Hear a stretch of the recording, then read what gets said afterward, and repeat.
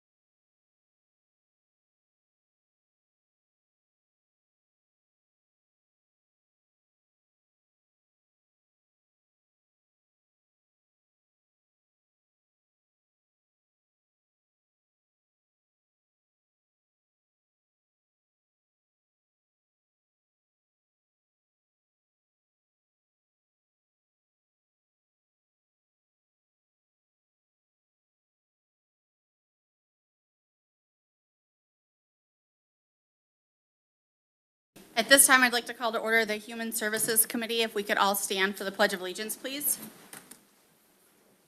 I pledge allegiance to the flag of the United States of America and to the republic for which it stands, one nation, under God, indivisible, with liberty and justice for all.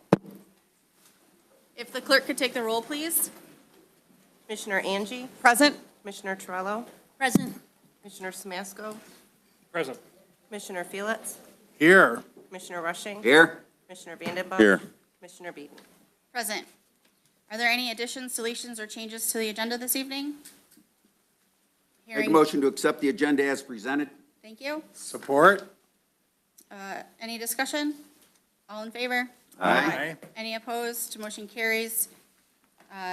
We have quite the stack of citizens wishing to be heard tonight, so we'll go ahead and get started. First is Anthony Farrell.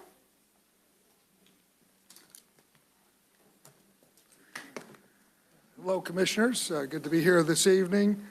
Anthony Farrell, pastor at Crossroads Community Church and resident of St. Clair Township. And I'd like to begin this evening with prayer. So may we look to our Lord and Father, those of us who have faith, wherever your church or house of worship may be, and invite us to join together in a heart of prayer and thankfulness for this great gathering and prayerfulness for the servants who are up in front of us today. So let's commend them and commend this time before our Lord. Let's pray.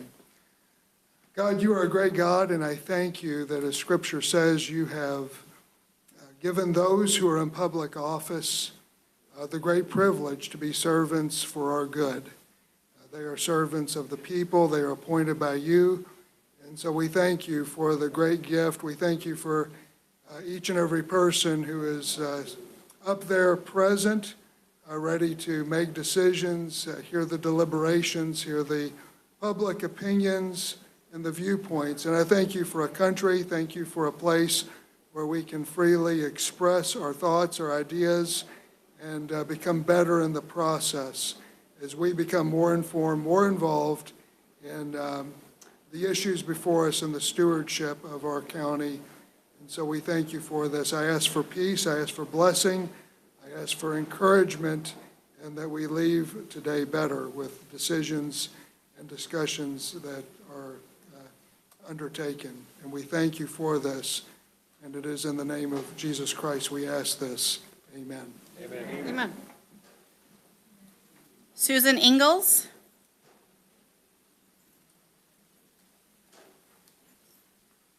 Hi, quite a few of you here.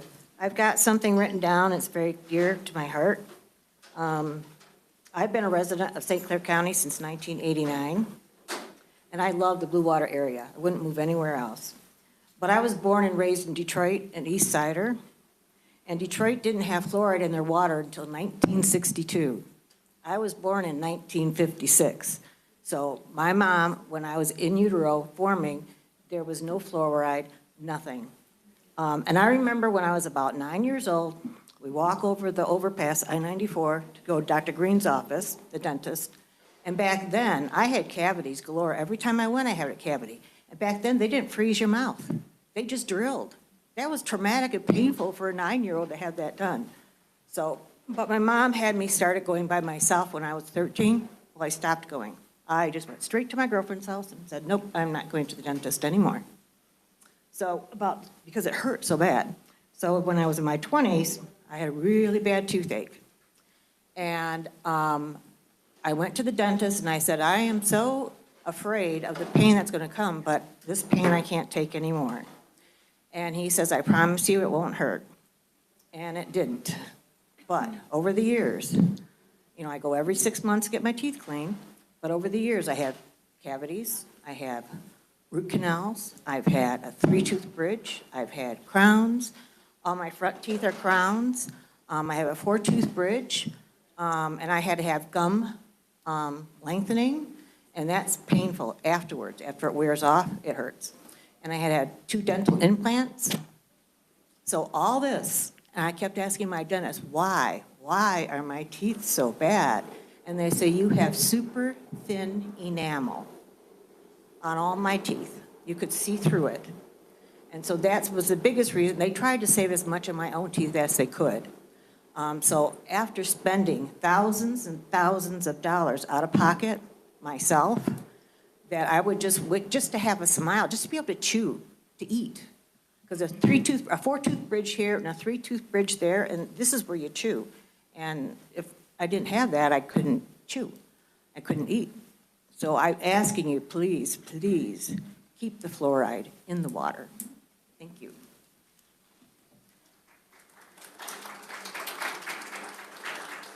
Defrain.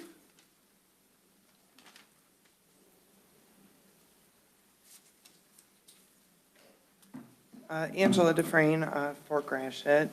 I am somebody that wants the fluoride removed from the water. It's something that has aggravated my health conditions. I didn't know that until about 12 years ago.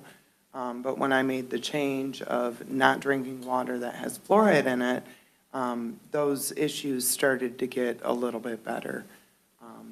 I also question the practice of putting this industrial chemical that is very hazardous to the health of anybody that has to deal with it. They have to wear full body PPE in order to deal with this. So I'm not understanding why we're putting something like that in our water. Now, I am aware that we've been told this board can't do much about that. It would be the Port Huron City Council that is currently putting the water, or putting the fluoride in the water for Port Huron Township, Fort Gratiot, Birchville, and Clyde. So I do intend to say something to them about that. There's also been a lot of talk in the community about some different directives put forward by Dr. Nevin. And I'm getting a little frustrated with the amount of people in our community that refuse to see the expertise that's behind this. He provides documentation, studies, everything for you to go look and read about what he's telling you about. But there seems to be a lack of people doing that. So I just want to state that I'm in support of Dr. Nevin. I'm one of the first people that came to this board asking for help with the solar field in Fort Gratiot and Clyde, and he is detrimental to our county at this point in regards to the lawsuit with DTE. So I just want to put out there. Well, I mean, essential, yeah, sorry, wrong word. But anyway, I just want to put out there that I support him wholeheartedly, including the fluoride memorandum. And if we've been doing things the wrong way in this county in regards to the services at the health department, I think we need to look into that, because there's going to be cuts from the federal level, and there's got to be some way for us to work through that. And you know, if we are doing things that are outside of what the law says is necessary, I think that's something we need to look into. Thank you.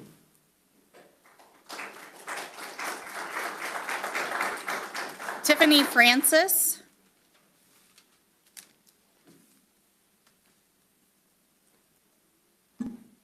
Hi, my name's Tiffany Francis. I live in Port Huron. Commissioner Angie is my commissioner. And I will come next week, so I'm going to keep it really short tonight, give you guys a little bit of time. There's a lot of people here. I just wanted to read 3 definitions of public health.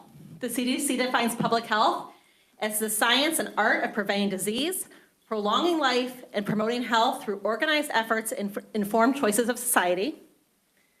The Oxford Dictionary defines public health as the branch of medicine dealing with public health, including hygiene, epidemiology, and disease prevention. And the American Public Health Association defines public health as public health promotes, protects the health of all people and their communities. I have a master's degree in public health, and I would like to just say that none of those definitions said that we will be excluding, isolating, or harming people, and the closing of the teen health centers and limiting services to only Port Huron will be doing just that. Thank you.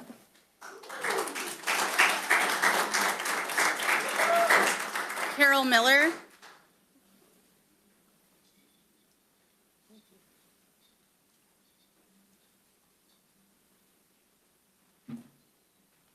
Good evening, everybody. Just want to tell you a little bit about Dr. Nevin. Dr. Remington Nevin is an epidemiologist and expert consultant. He is board certified in occupational medicine and public health, and also general preventive medicine by the American Board of Preventative Medicine, and certified in public health by the National Board of Public Health Examiners. He is a former U.S. Army major and preventive medicine officer with extensive travel medicine and policy experience.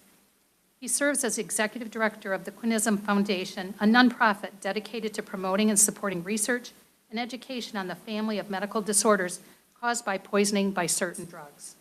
His work has been instrumental in improving policymakers' understanding of the potential for long-lasting permanent neurological and psychiatric effects from certain drugs, as exemplified by the recent FDA black box warnings on certain drugs for the use among the elite combat troops, and those have been banned.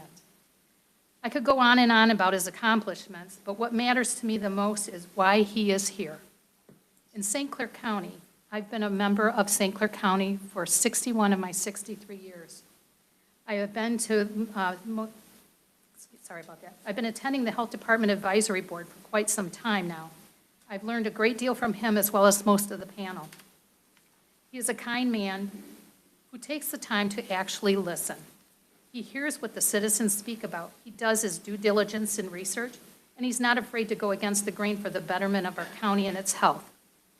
No other medical director that I know of has taken the time to go as to many municipalities to speak about topics as he has. Solar, fluoride in the water, and most recently in my area, the major issues with PFAS. He stays for the entire meetings in case people have questions or concerns. He truly cares about the people of our county. I am supporting of Dr. Nevin and the changes and the betterment he is bringing to our county as a whole. I hope and pray that all of you feel the same and to continue to support him in his initiatives and memorandums as we move forward for better for change. I was born in 1961 in St. Clair, and we had fluoride in the water. As this lady who got up and spoke from the East Detroit area, I had 16 teeth pulled in my lifetime because of the fluoride in the water. It didn't help my teeth at all. I've had fluoride applied to my teeth. I've got a mouthful of metal. I've got a crown. So the fluoride really didn't make much difference. So I hope you're in support of taking and supporting Dr. Nevin's memorandums. Thank you.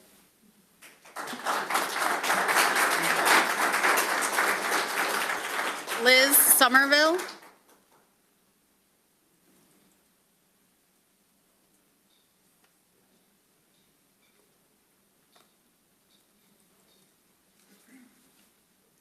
Good evening. I wanted to speak out in support of Dr. Nevin. One of the things that we were suffering from for a very long time, at least for the last 4 or 5 years, is public health. People have lost faith in the public health system. COVID did that to us. It brought all of us against each other, and in all reality, this community is a beautiful community. We love each other. We're there for each other. Unfortunately, during these times, it brings everyone to a head where they shouldn't be at a head. We should actually get down to the bottom of it. Is it or is it not? Recently, there was a study that was told to me that they looked at, I want to say it was like 22 countries out of the entire population of all the countries in the world only are fluorinated. And there's only a 3% difference. There's not a big difference between countries that are fluorinated and ours that is. So if they're really coming down to, is it good for our teeth or not? I don't know that this is a hill that we have to die on. Eventually, I do think that they're going to remove it from the water system. They're already starting to remove it from the water system in other states. They're drawing up legislation right now to remove it. But maybe here in St. Clair County, I understand that some of this stuff is scary. I understand that it's going up against the state. Some of the stuff that Dr. Nevin, it's very progressive. But sometimes being the first is super scary. But it also, courage is contagious. Courage is contagious because more people around the state who see what he's doing and what we're doing as a county, they're going to use it as a template so they can actually change the law, so they can change what they need to do depending on what topic it is, whether it's solar, whether it's fluoride, whatever else is coming up. Ultimately, at the end of the day, one of the things that we want in this county is to be able to keep local control. We want to be able to make choices for ourselves. If the majority of the citizens want to keep fluoride in the water, they will, because they'll show up to their meetings. So the people that it's really important to. And if they do not want to, they will not. But at the end of the day, this is how it works in our system. And all we can do is give people information. And Dr. Nevin is giving another side of the story, not just from the dentists who make money off of it, not just from the people who are medical people who have been taught only one way of medicine, and they have not gone outside because they've been told one thing.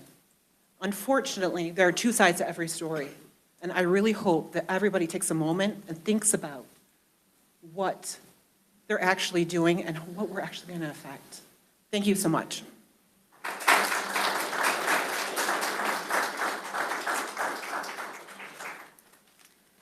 This is my least favorite part of the meeting, when I have a last name that I can't pronounce, so I'm going to ask your forgiveness now. Robert Lavero? All right.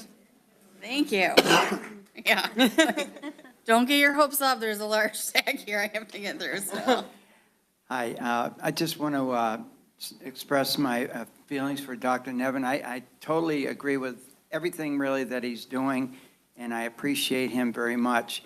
We all remember the scamdemic back a few years ago, and, you know, they always advertised, you know, how it's safe and effective, you know, and everywhere you went, on TV, everywhere you went, everything was, oh, it's safe and effective.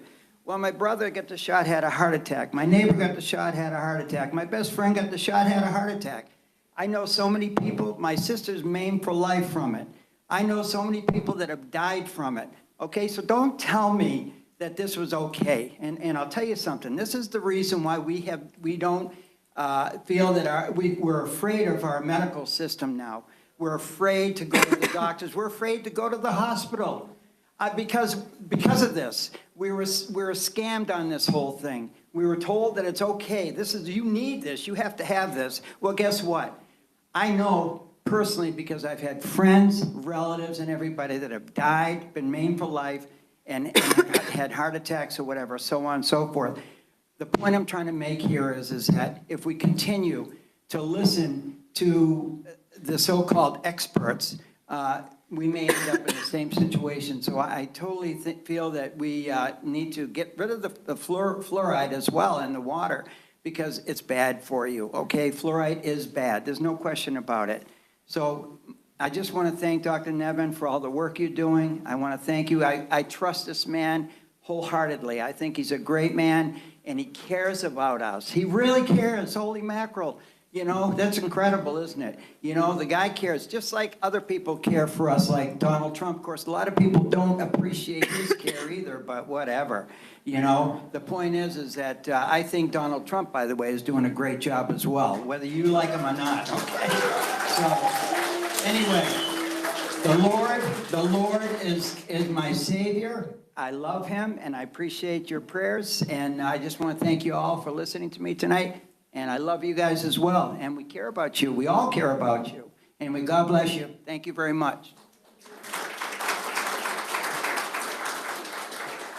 Libby Prill?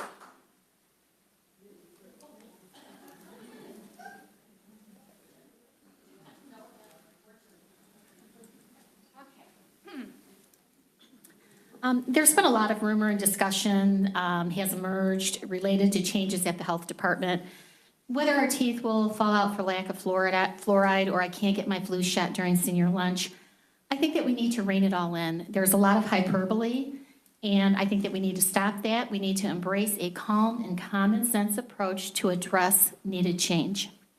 There is a legal risk of outreach outside of the scope of licensing requirements for supervision. We need to organize the health department to ensure that Dr. Nevin can provide effective oversight within the very limited time he has provided, and especially given the lack of authority he has granted over personnel. Dr. Nevin is already asked to do far more than many other part-time medical directors in overseeing 2 full-time medical clinics. If the department wants robust full-time services, we need a full-time medical director with the administrative authority to properly oversee these activities. Okay, so regarding fluoride, the answer to strong teeth is proper oral hygiene, which centers around brushing your teeth. To argue otherwise is disingenuous. You know what? I have great teeth. You know, you can take a look if you want. It's due to my genetics, the fact that my mom made me brush my teeth, so I had good habits, and also the fact that Daddy had a union contract. You know, we have great, coverage that's come about during the 1960s and 70s because we had the UAW Teamsters AFL-CIO fight for dental coverage. So, I think that has mitigated the need for whatever benefits there may have been to having fluoride in the water. Instead of water authorities spending funds on adding fluoride to the water, we should be teaching at-risk groups to simply brush their teeth. People should not be forced to ingest any unnecessary chemical through public water. 98% of global countries do not fluoridate. They don't put fluoride in their water. We're one of the few. Austria, Belgium, Denmark, Finland, France, Germany, Iceland, Italy, Luxembourg, Netherlands, Norway, Sweden, Israel, and the majority of Switzerland and the UK discontinued fluoridation due to a lack of evidence of its benefits, some logistical challenges, and ethical concerns about mass medication, according to Euronews.com. I'm an experienced home canner. I use distilled water.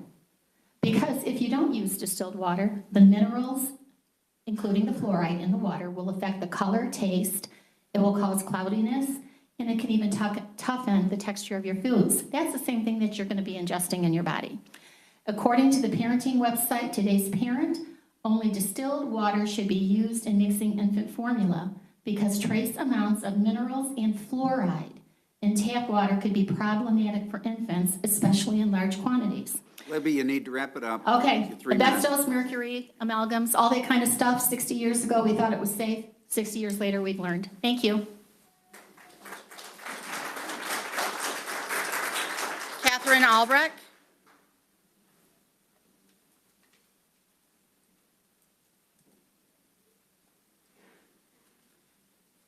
Good evening. My name is Dr. Katherine Alrech. You may know me from my work on the solar issue, and I'm actually here to speak on that issue.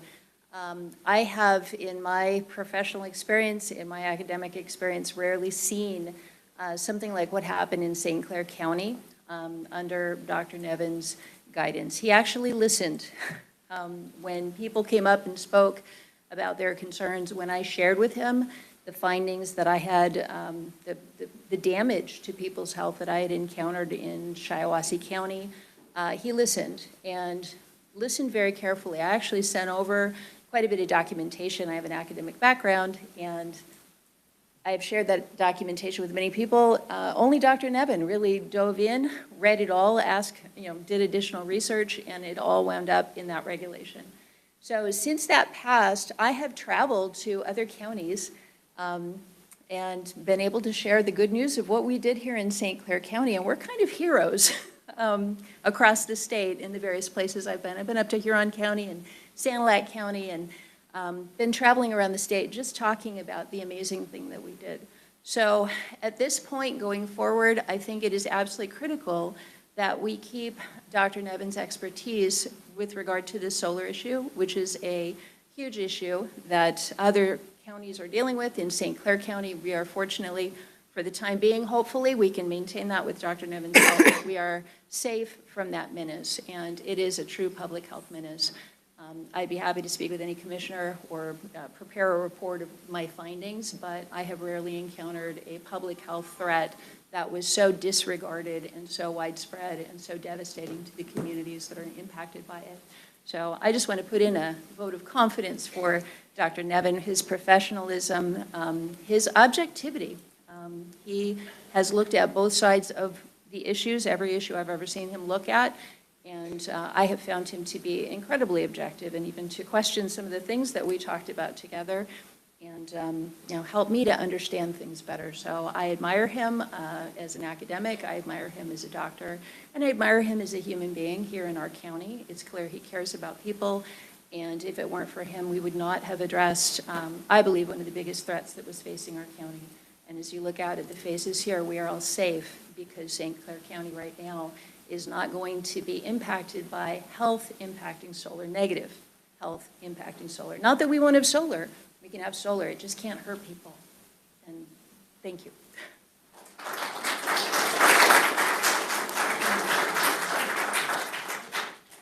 Dr. Saman.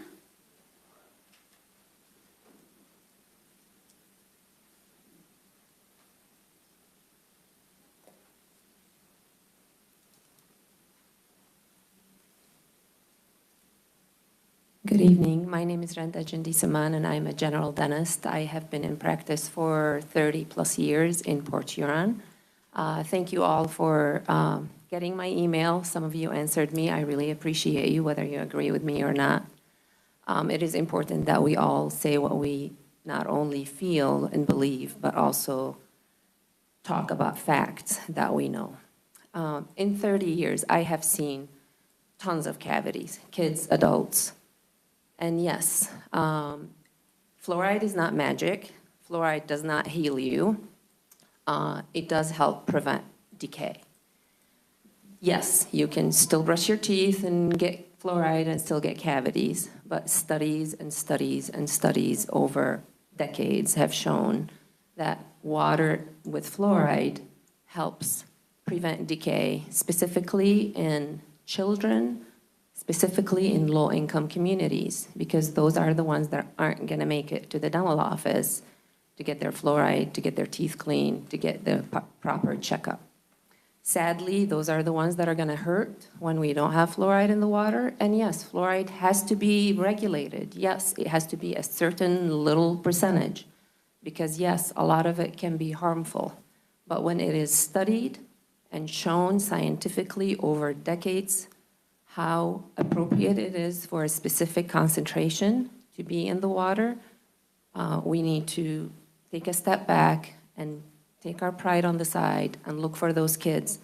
My kids are gone. My kids are older. They benefited from the fluoridated water. Thank you, Port Huron and for Gratiot. So it's not a personal thing that way. And no, dentists do not get paid if you have fluoride in the water. I heard that one time, and it makes me wonder where that is coming from. Actually, dentists will make more money if you don't have fluoride in the water and you get more cavities, because they'll be knocking at our door to get their teeth fixed. However, we don't want to see those kids with cavities in their mouths in our offices, and it hurts me to see it.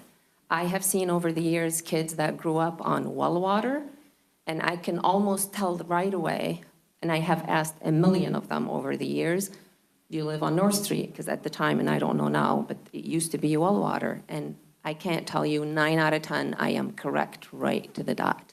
Sadly, parents try their best sometimes, and we still get cavities in the kids. And yes, even if there is fluoride, we might still get cavities, but fluoride will give us a tiny extra chance to prevent the cavities, specifically in those who cannot take care of themselves the way we dentists like you to. Thank you so much for your time. I appreciate you.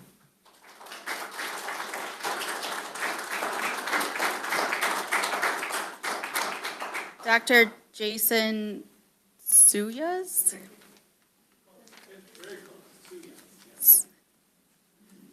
My apologies.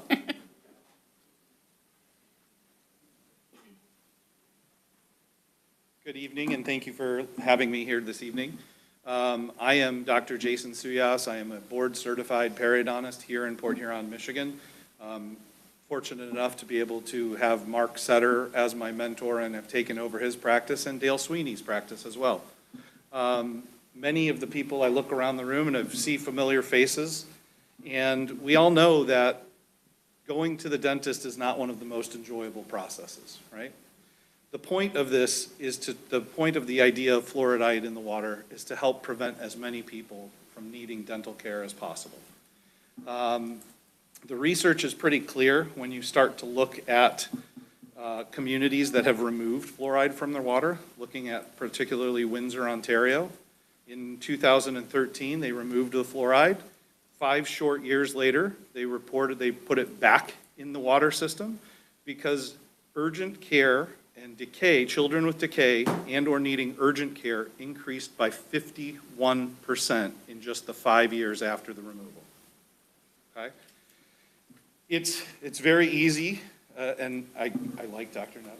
We've had great conversations. I think debate is wonderful for our communities. I strongly disagree with his position, and that we can still be friends and have a drink afterwards to talk about these things. But it's easy to say someone cares when they agree with your view. It's harder to say someone cares when the view is opposing. The problem is that we do come from a point of care in our community. We are trying to help by keeping it there. We've seen an 80-year history of fluoride and its safety and effectiveness, okay?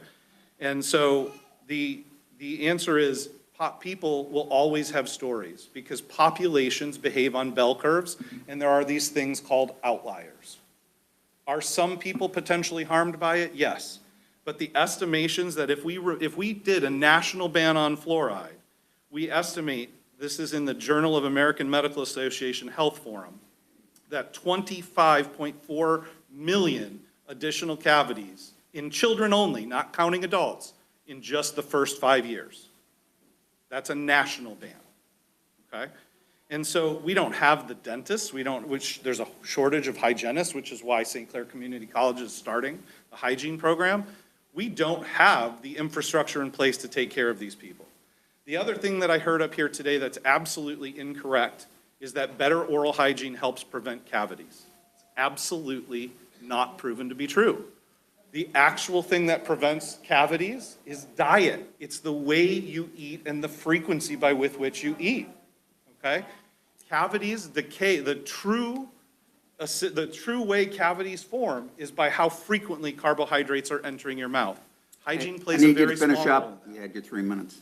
So I can recite all the studies you'd like. I probably will not change your opinion on that.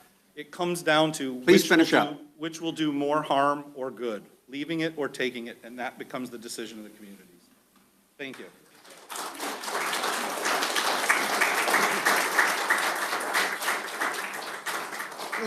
Clink.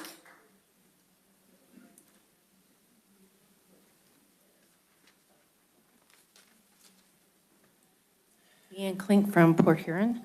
I'm not here to address a specific policy topic tonight. I'm here to speak of Dr. Nevin. And while I have read most of his memoranda, I am not here to speak of any of those. What I have read of his memoranda is well-researched, very organized. He does listen to the citizens and the Board of Health, and aims to improve the local community health overall. That is his desire. For that, I'm very thankful and appreciative. I want to let the Board of Commissioners know that I'm thankful for that too. Thank you for allowing us to have this public discourse and conversation and have the ability to have discussions regarding whatever our topic and whatever our concerns are. Thank you.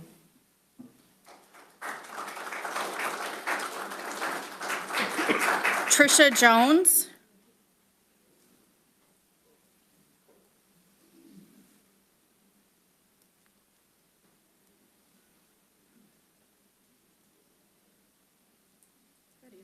It's been a while since I've been able to come to one of these meetings. It's actually really nice to see everyone's faces. I just wanted to come up and express my deep respect and gratitude for Dr. Nevin and all of the incredible work that he's been doing on behalf of all of the people of St. Clair County. And I agree with what everyone has pretty much said so far. He's well-researched. He listens to both sides. You know, he likes to really take a look at all of the facts, and that's wonderful. He's really been a breath of fresh air, a welcomed and much-needed change from the previous leadership that rigidly enforced some top-down mandates during COVID without any meaningful community engagement. Unlike the others, Dr. Nevin doesn't shut the citizens out.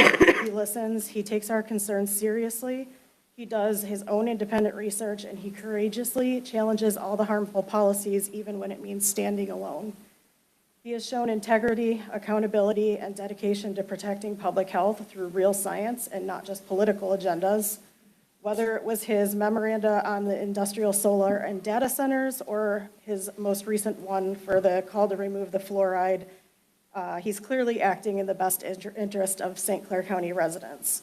His efforts have not gone unnoticed as he remains dedicated to rebuilding the trust of the community through true transparency and with his strong focus on ensuring that citizens are being provided with all of the available information so that everyone can make truly informed decisions when it comes to their family's health and not making potentially dangerous health decisions due to fear-based messaging, shaming, or coercion.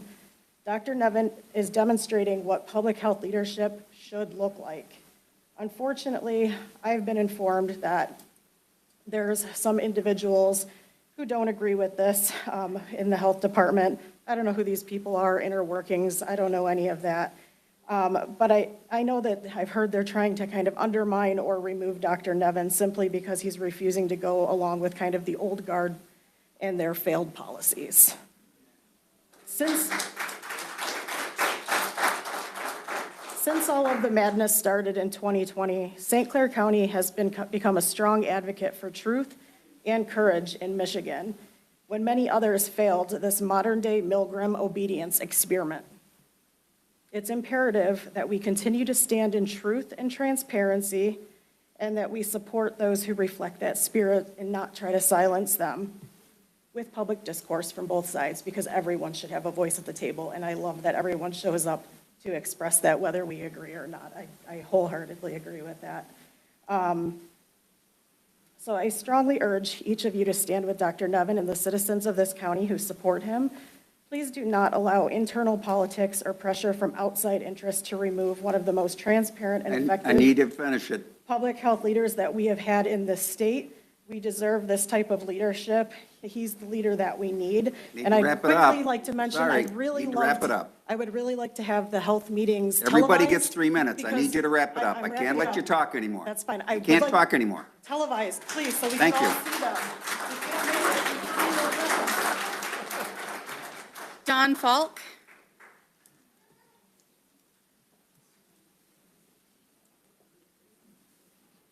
Hi, good evening. I'm Dawn Faulk, Port Huron Township. I'd like to speak out tonight in support of Dr. Nevin. He's had quite the medical career. He's a 14-year veteran in the U.S. Army, achieving the rank of major, serving honorably overseas in such places as Africa, South Korea, and Afghanistan as a preventive medical officer. Dr. Nevin is a physician, epidemiologist, board certified in public health and general preventive medicine and in occupational medicine by the Board of Preventive Medicine, and certified in public health by the National Board of Public Health Examiners. Dr. Nevin has been with the St. Clair County Health Department since August 2023. Dr. Nevin goes far and above what is expected as a medical director. For example, on Murphy Drive in St. Clair Township, there's a huge Enbridge gas and oil facility. It's quite noisy. There's a lot of obnoxious smells coming from these facilities. Alarms are blaring, trucks containing cyanide driving up and down this small residential neighborhood, causing a lot of anxiety, headaches from the smells, methane in the wells. You get the idea. It's not ideal. They've been dealing with this problem for 10 plus years with no resolution. Dr. Nevin had Justin Westmiller, the director from Homeland Security, do a presentation on the oil and gas infrastructure, both and above and below the ground in St. Clair County, with the resident who had came to the health department to complain about this situation. Dr. Nevin even personally has gone out to visit with residents on Murphy Drive about this problem. Earlier this year, we had many residents from Fort Gratiot, Clyde, and Grand attending our Advisory Board of Health meetings in regard to the threat of industrial solar complexes being built near their homes. Testimony from these residents went on for nearly 4 months. Meetings were long. Dr. Nevin visited with several of the residents in the affected areas. 2 memorandums were written by Dr. Nevin, which eventually became St. Clair County's regulation regarding solar energy and battery storage facilities. Many of these residents still attend the Advisory Board of Health meetings and are very grateful for Dr. Nevin, the St. Clair County Health Department, and the Board of Commissioners for their help in this matter. Most recently, in Port Huron Township, my township, we became aware of a PFAS problem in the William P. Thompson Pond and numerous streets throughout the township. Eagle and Dr. Nevin did a presentation for our residents. The meeting lasted 3+ hours. Dr. Nevin stayed until the end to answer any questions that the residents had, which is nothing new about that. Dr. Nevin always makes time to talk to the residents of our county. And I just want to read something real quick from Jamie Green. She recently had a tribute to Dr. Nevin back on July 9th. She said that Dr. Nevin has been a phenomenal leader serving in the St. Clair County Health Department, and his impact on our community cannot be overstated. We are all incredibly fortunate to benefit not just from his skills. Don, I need you to wrap it up. The clock, you started a minute.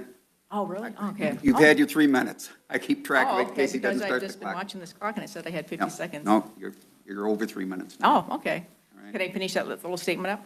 I'd rather you did. No, I Oh. cannot let you. Okay. Anyone wants to know what it is, come see me after the meeting, and I'll read it to you.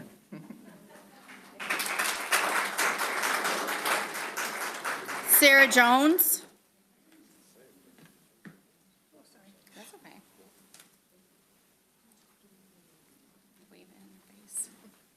Hi, everybody. I'm Sarah Jones.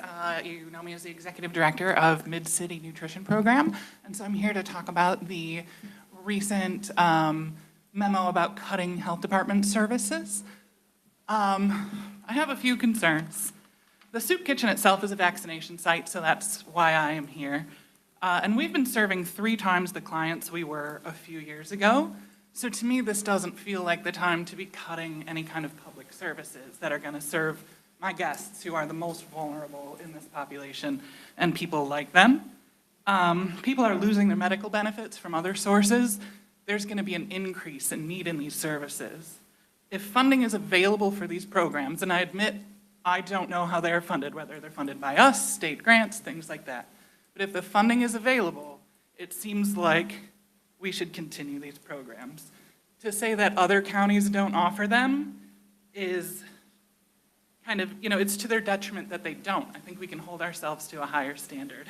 I think we could take pride in that.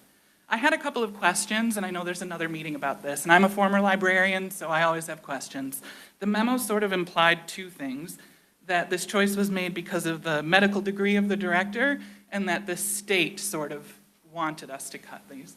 I'd like to know at the next meeting more information about that, whether this is something we've been asked to do or we've chosen to do. So if we could have that answered at the next meeting, I'd really appreciate it. Thank you for your time.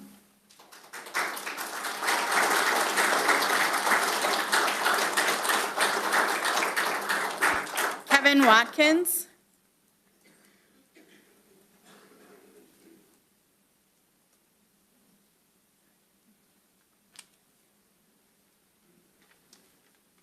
Hello, Board of Commissioners. My name and the public. My name is Kevin Watkins. I'm a resident of Wells Township.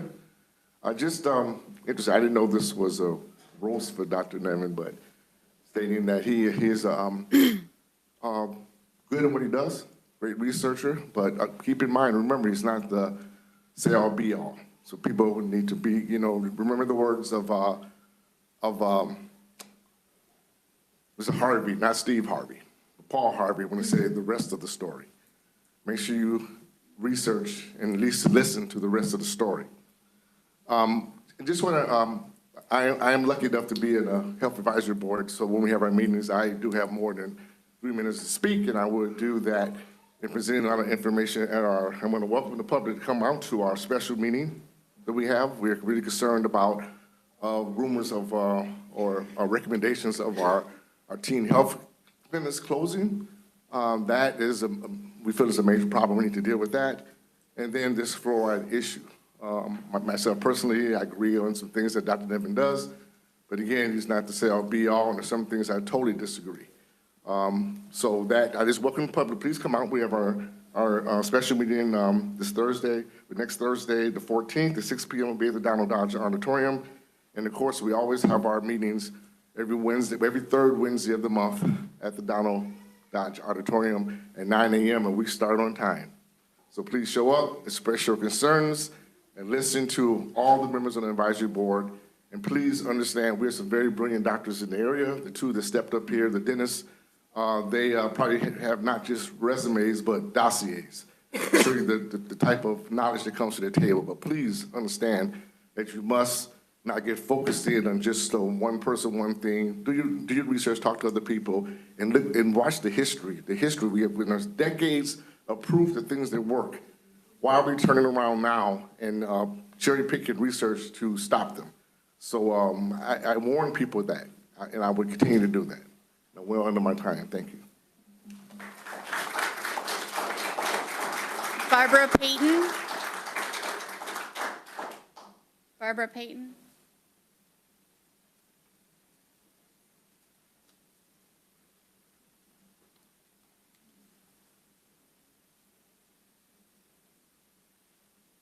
Good evening. I'm Barbara Peyton, Port Huron City Council member. Dr. Raymond Everett was one of the guiding forces in 1974 to advocate for the addition of fluoride in our water in Port Huron. In 2008, Port Huron City Council began having second thoughts, and they voted that they would suspend the purchase of fluoride that was added to the water. So it was quoted saying that it wasn't truly all about health concerns then, it was about the money the city didn't want to spend. Recently, concerns about the safety of fluoride and naturally occurring minerals in soil, water, rocks has once again entered the national conversation. In the first part of the 20th century, dental decay and cavities were very prevalent, costly conditions that caused a lot of suffering and impacted the entire population. There was a lot of tooth loss in children. There were toothaches, abscesses related to extensive dental decay. The problem left many Americans with no teeth at all. Around the 1930s, researchers were looking at why there were some individuals in certain parts of the country that didn't have such dental decay. Ultimately, they found that in some parts of the country, like Colorado, fluoride was naturally present in the drinking water. But they noticed a slightly lower level of fluoride. You saw primarily dental decay where they saw dental decay prevention. That was a transformative revelation to the oral health of our community based on the research. They looked at the cities around the US with fluoride naturally present in the water. These concentrations vary from 0 to more than 4 parts per million. Our current recommendation amount of fluoride in the community is a fluoridation of 0.7 per million. So the reason why we know fluoride is effective is because it's naturally present in the water around the globe, and there are more than 50 million people who are already drinking water that is 1 part per million because that's naturally present in their water. This is not something that is added or is a pollutant.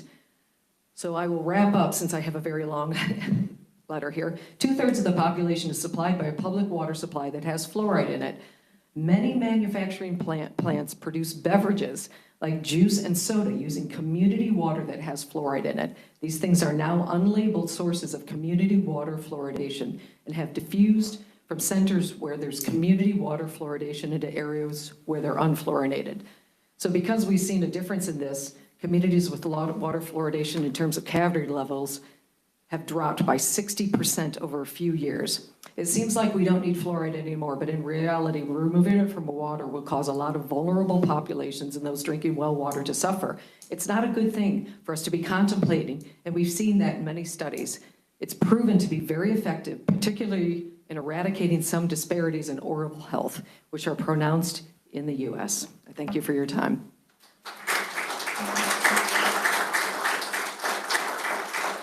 Kathy Bladeau. Kathy Bladeau? Bladeau? My apologies.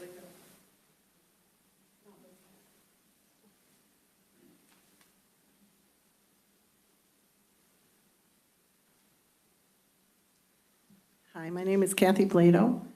I'm here to address the commissioners. And Mr. Felix, you are my commissioner. I live in Kimball Township.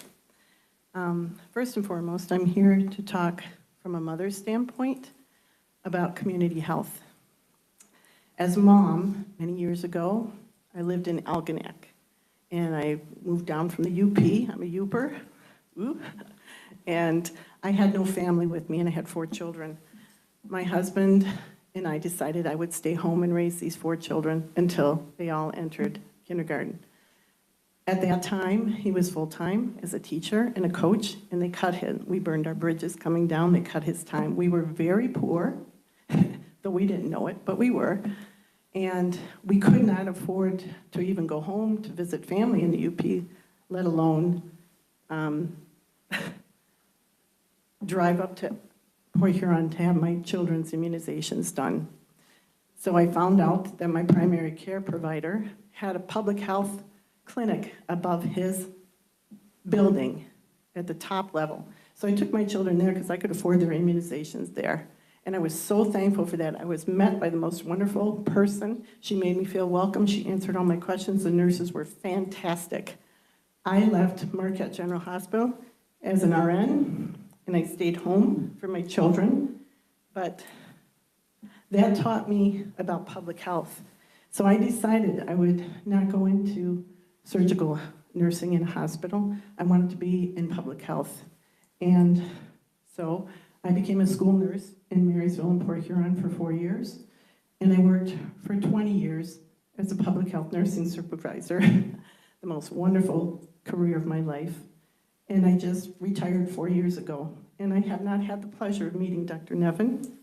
And Dr. Nevin, I am truly unbiased because I've never met you. But my opinion is that cutting the clinics in the community and the important work we have done. I was supervisor of the Family Planning Clinic, the Teen Health Center, and the STD HIV clinic. I was also supervisor the last 8 years of my career. That was the first 12 years. The last 8 years was the WIC. So I supervised all those programs. And talk about consolidation. We should not be consolidating the community. We should be collaborating in the community, which is what we did, we have done, and we have continued to do. Collaborate. We went to McLaren. We brought WIC into the birthing unit there. That was a collaborative effort. One time, one of the FQHCs in New Haven wanted to start a family planning program.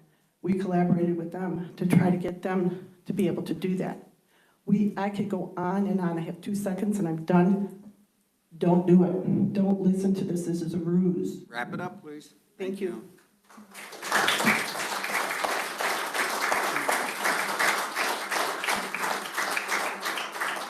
Deb Roberts. Deb Roberts.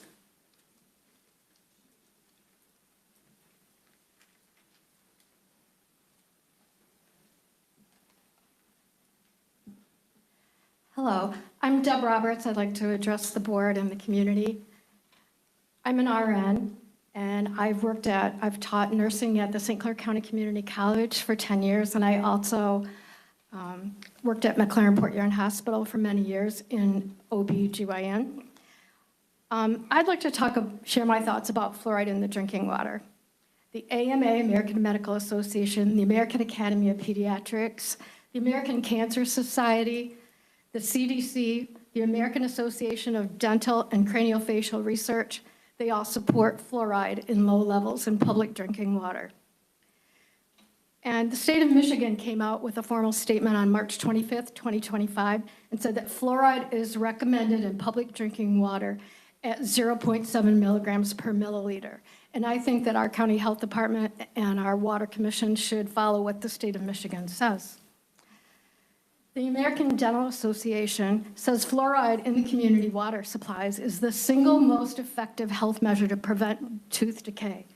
And not only is tooth decay painful, expensive, but it affects your whole body systems. It causes cardiac disease. It exacerbates all kinds of inflammation in our body, and that affects our organs. So I think fluoride is very important. I read Dr. Nevin's memo and I looked through his references. I noticed that all of them supported his opinions. I think sometimes you should throw in a few other just wild cards in there that maybe are a little bit more controversial. The National Toxicology Program, the NTP report, upon which most of the fluoride fears, where they've all evolved, have evaluated dozens of global studies.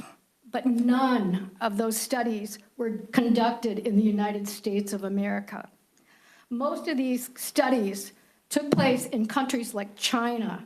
There was one study from Canada. There are India, Iran, Mexico, and several other countries.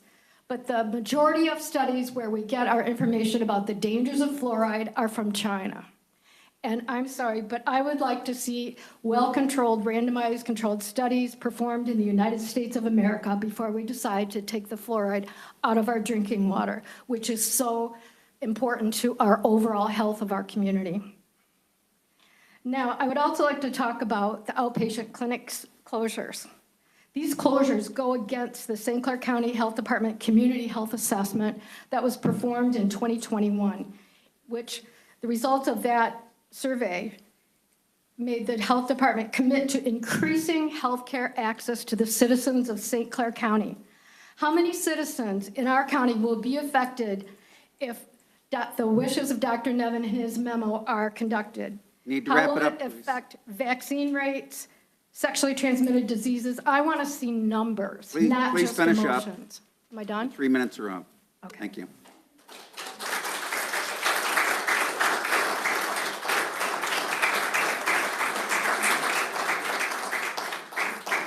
Diane Lois.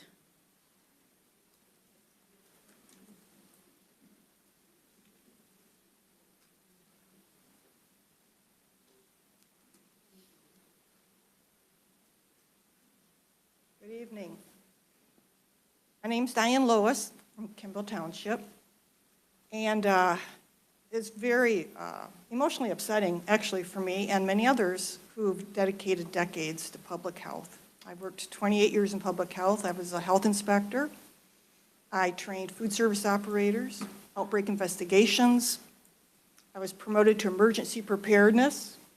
I wrote the plans for the pandemic, so you can blame me. And these are things you don't know, and I don't expect you to know this.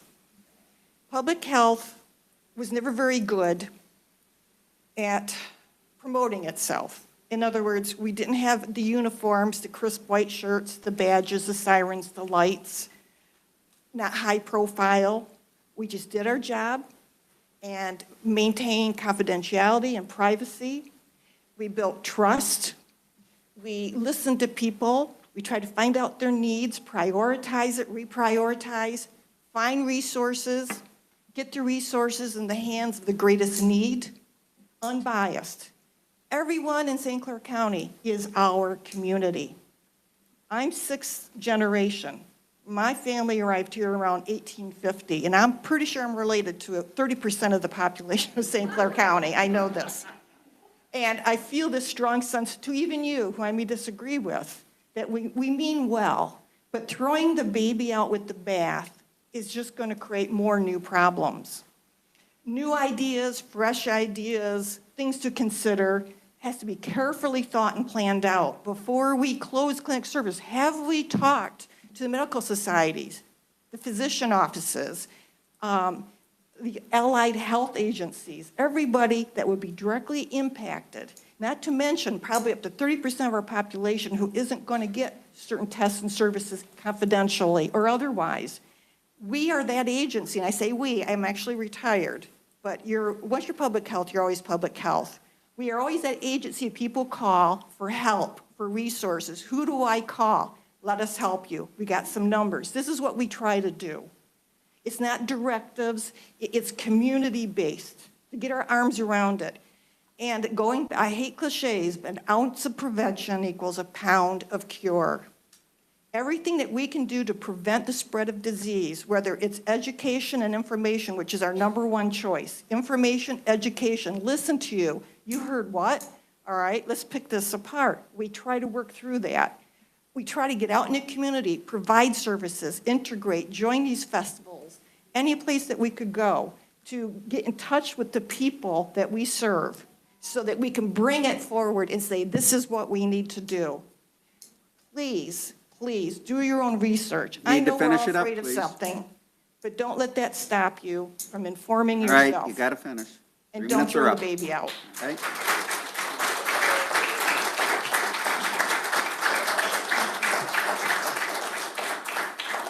Mike Grover.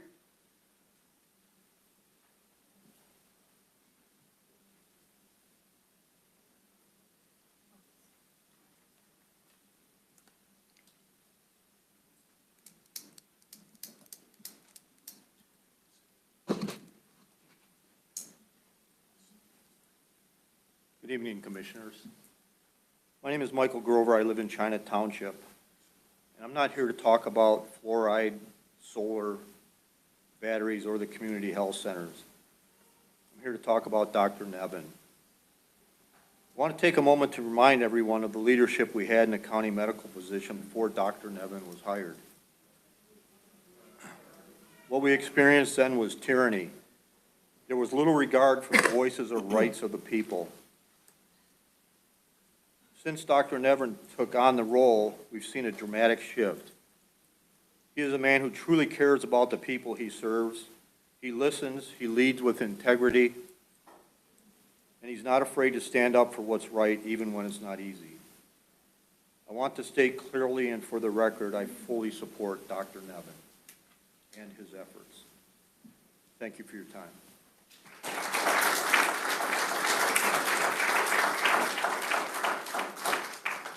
Patty Samar.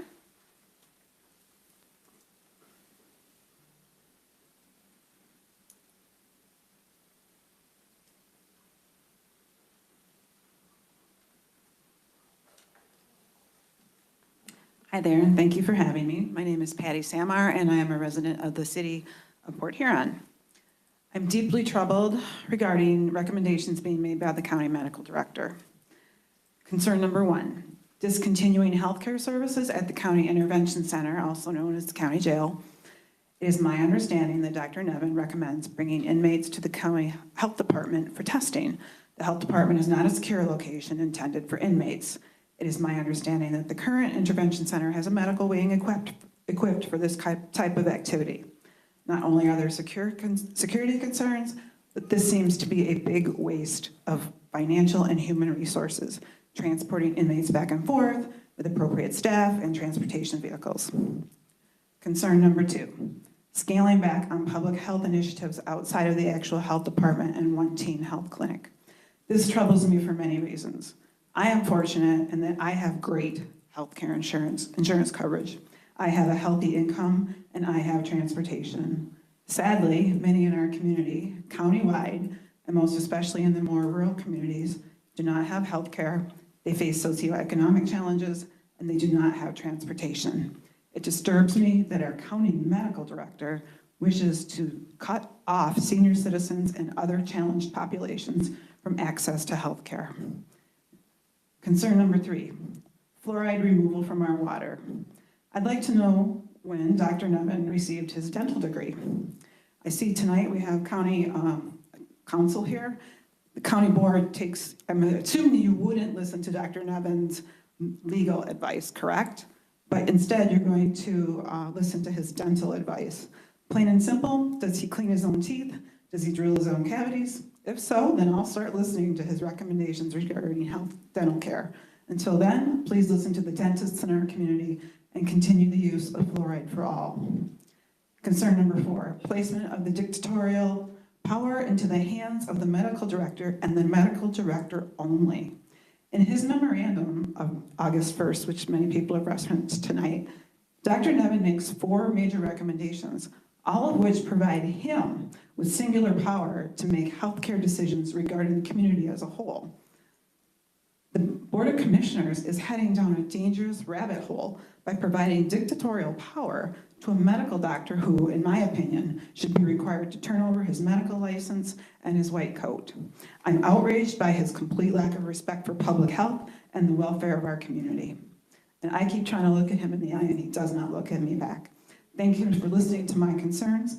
I appreciate your service to our community. I know yours is not an easy job, and I do appreciate that you're there. Thank you.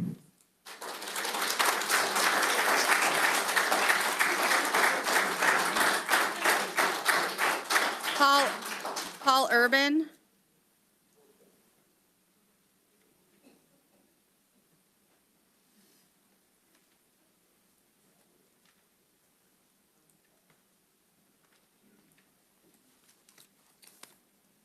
Good evening, County Board. I hope you all are well.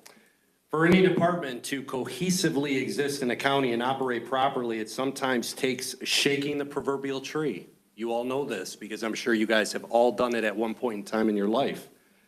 People remember the past, and boy, do they not forget it. Stupidity and junk science, and they don't ever forget. You know what they don't forget? When people don't listen to them, especially when they don't have a MD, PA, or RN next to their name. New ideas tend to break that mold, but they also provide a much needed challenge to information, science, and the data that ultimately sets and can chart a new path forward.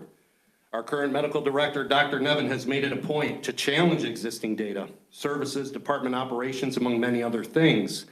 This is not wrong to do when it is done responsibly and respectfully, which I think you would agree. While I'm aware of the things that may have been done one way for a long time, that does not always make it right or in the best interest of the people of this county. I appreciate Dr. Nevin getting out into the community and stepping forward, knowing the associated risks. Dr. Nevin and this department can continue to be a great asset to this community and county, so I encourage all members of the department that are here tonight, as well as those that are listening, engage, listen, and understand why things are changing, rather than begrudging every thought or action. The department must be cohesive, even in the eyes of change. Statutory definitions, which were brought up earlier tonight, are very good at defining the roles properly. And if it is an issue in this department, it's no exception, right? The health officer is a broad term broken down into either medical or administrative pursuant to MCL 325-13001. Medical officers, like directors, possess a license to practice medicine in our state pursuant to 13-001, 002, and 004. Again, statute determines the defined role of each individual in the department. Community correspondence or any other information comes from the department are important as long as everyone understands their role. Things move forward relatively smoothly. I would ask this board and the department to give the community what the community asks for: streamlined service, smooth operation, and application of what the direction is determined to be. Lastly, DTE has you guys in a lawsuit. I fully support you pushing back against Public Act 233. Push back. Local control belongs to us. And pursuant to Article 7, Section 34, council has every right to challenge DTE.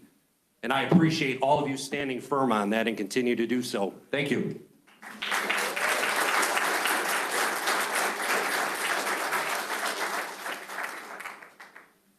I don't have a last name on this one, so Robert?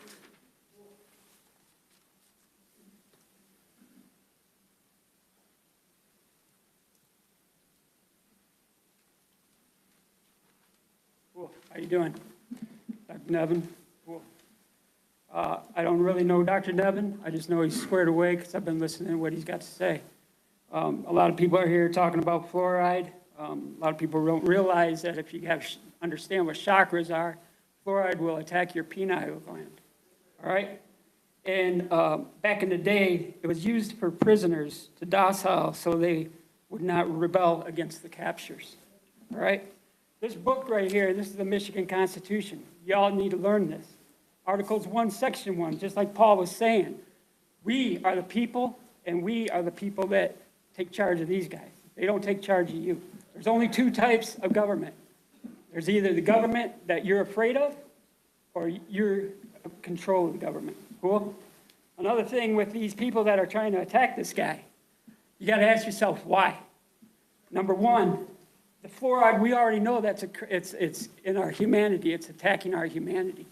So there's an executive order that Trump put out, Executive Order 13818. Look at it.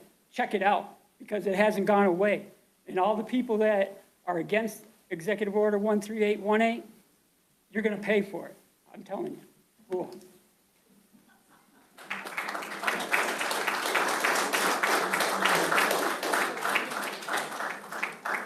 Diane Hewlett?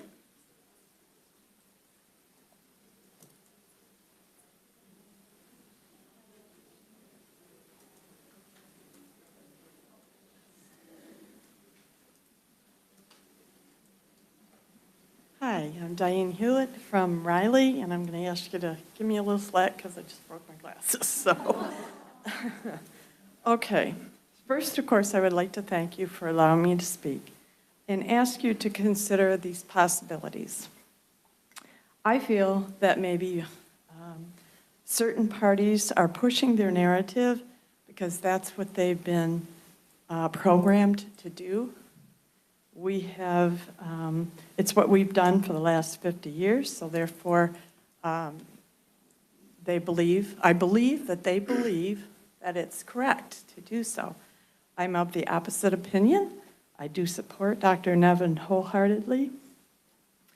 But I do believe that the people have woken up to such propaganda, and whether their comments come because they have pressure from above their pay grade, I think that's highly possibility here, or the fear of the unknown and change. The word I have discovered this year is discernment. And so I no longer follow anyone blindly. I question everyone, to follow the money. And that speaks volumes of who is pushing this on us. The issue that I haven't heard much of is that we are being forced to have this in our homes. And I see no options given to those who don't want it, like the vaccines. You're now allowed to do it or not do it. And so I think that's a huge issue. I do applaud Dr. Nevin for his challenging the status quo. I have requested his research, which he has sent freely, while I have not gotten through it because it is massive, gotta tell you that. I feel confident in his abilities to discern facts from fiction, particularly knowing he would face this fierce opposition. Why would anyone do that if they do not feel a strong conviction toward that? I do believe he has the resolve to follow his conviction and take on the big guys. Yeah, he listens, he explains in an easy-to-understand format, and I'm here to tell you that people want change. They want their wellness. And so, real quickly, if I can tell this story, I have gone to physical therapy for 4 months, and I asked them directly, do I have blank? And their answer was no. I got to cut you off, Diane. Everybody gets 3 minutes. I know. Okay? But I went to my gal, and she told me that's exactly what I had. Thank you.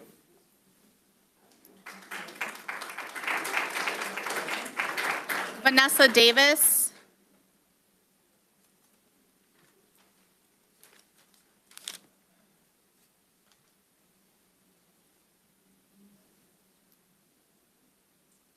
Vanessa Davis, St. Clair Township. Thanks for letting me come today and in support of Dr. Nevin. I hear all the arguing. I hear all the negativity. Everybody's screaming about this fluoride.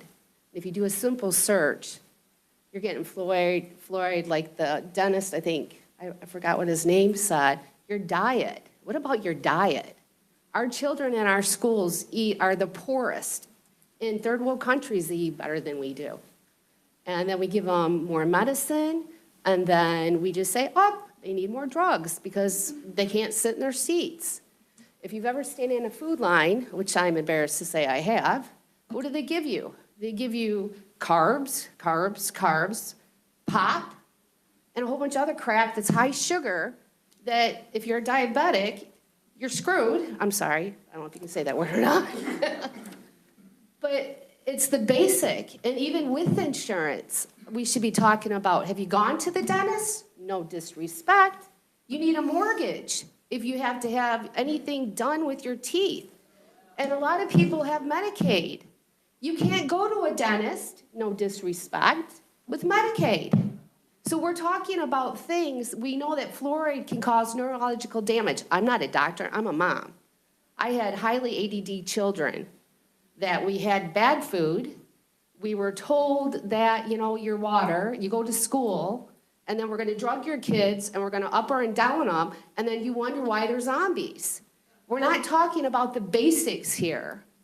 Let's talk about all the other stuff that's in our water. Where does our medicine go? Didn't we find out that it goes in our water? Fluoride, if the one dentist, and again, please no disrespect, she said in 30 years she saw lots of cavities. Those people probably had fluoridated water also. Are we dealing with the root cause here? Poor diet, poor circumstances, health. Why is our health declining if we're one of the richest countries in the world? We're not getting to the bottom. Food, our food's nutritionally non-existent anymore. Why aren't we doing partners? When I was a little kid in school, I don't know, they came around, the health department came around and you chewed on some little red thing and everybody went in the mirror and see, look, why aren't we doing those basics? Why is it always more? Dr. Nevin, in my 28 seconds, I am so grateful because I was a product of that last administration for the health department. Liz King said she knew about my issue. Did she care to come out and see? No. Did Dr. Mercantile? No. She was worried that I might be experiencing mold instead of the facilities that state highly hazardous facilities. My family was exposed under their watch. Thank you for coming out and caring.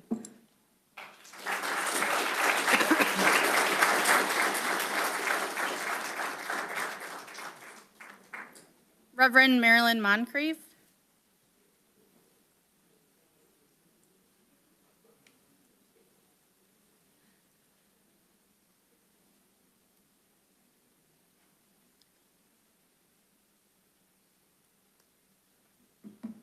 Thank you very much for having me here. I'm only going to be before you for about 3 hours. Ah, I forgot to put on my rose-colored glasses. My name is Marilyn Moncrief. I'm going on 78 years old next year. I'm still a nurse, 55 plus years, and one of the commissioners used to be my boss at the hospital. And I'm still taking care of a client that's 14 years old, still working. And I see his grandparents here. But I'm not going to point you out, Ruth. But anyway, I want to thank you, Dr. Nevin. I want to thank the Board of County Commissioners for your time, not your tiny, but your timeless efforts to do the best for this community. But since I have on my rose-colored glasses, I wanted to speak about, just for a few minutes, about the changes over the years since I told you my age. So I got my license as a licensed practical nurse in 1968. I was a med-surg nurse at the hospital. They were giving vaccines and different things at the health department. There were many changes over the years. And as a hospice nurse at Blue Water Hospice House for 5 years, then the health department began to change.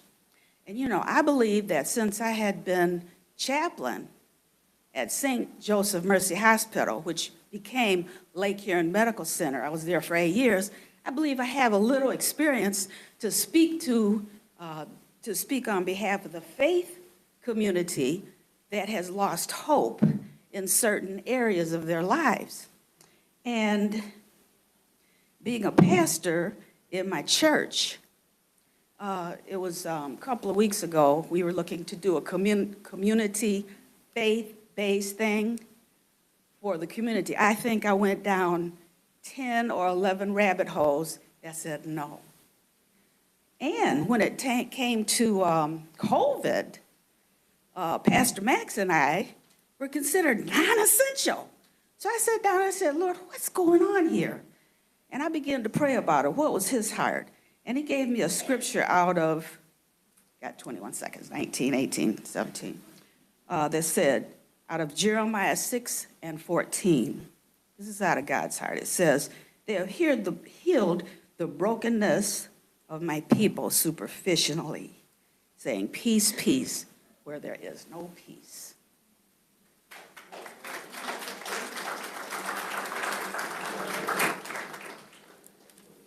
Gary Lokers.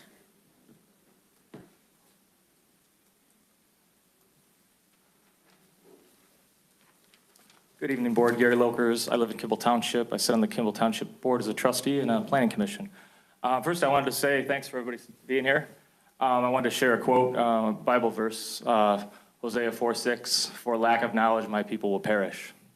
By show of hands, how many people in the audience drink pop? If you want to participate. So a lot of people drink pop. Years ago, they did a study with Pepsi. There's a lawsuit against Pepsi. A man found a mouse in his pop. Pepsi said it's impossible. The mouse would have been disintegrated by the time you got the pop. So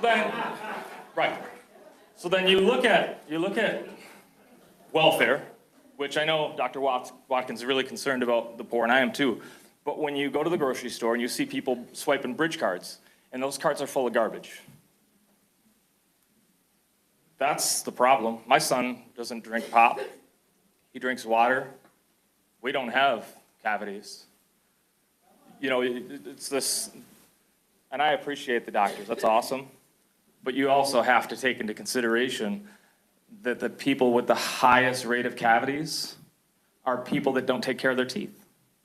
That's just absurd. So we all have to ingest this poison, which it's poison. The MSD sheets say right on the labels that go in the water, not to be ingested in any form under any proportion. Topical use only, which is great. But like, when my son first went to a dentist office, they said, man, Eli, are you ready for your teeth vitamins? Teeth vitamins. So we're telling kids that through their intestines, that fluoride is going to be delivered to the depths of their teeth and help them. That's just absurd. So again, lack of knowledge, my people perish. We're not giving people the both sides. People say Dr. Nevin's this, Dr. Nevin's this. Well, maybe he's a breath of fresh air in the wake of not having leadership for how many years? During the COVID pandemic, you know when I got sick? And I never get sick, ever. I got sick when I started putting your mask on. Took the mask off, stopped being sick. So, and then I come to see, and I just want to be clear too, I'm not body shaming anyone, but based off seeing Dr. Mercantile, why would I take advice from someone who does not take care of herself? I'm going to take advice from people like this man who cares about himself. People in elected positions and higher positions have a responsibility. Pastors, they have a responsibility. People in elected, paid positions, they have a responsibility. They don't just get to live how they want. Take care of yourselves. If you're going to give advice to people, walk the walk. So I appreciate you. Thanks so much.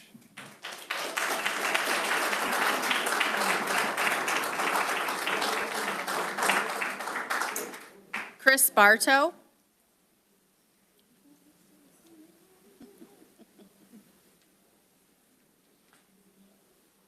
Hi, everybody, again. Nice to see you all. I'm Chris Bartow, Clyde Township. I'm definitely not here to roast Dr. Nevin. Don't feel like this is a roast. I would like to speak of my experience with him. So 2 years ago, my sister and I, or 3 years ago, we were looking for houses, and pretty much our top 10 contenders in St. Clair County, which I love St. Clair County, come to find out now when I look, Wales Township, the house we put an offer on, was right next to a solar project. Liz Masters told me that. I almost had a stroke. House on North Avenue, right by the Clyde Township, going into Grant, Birchville.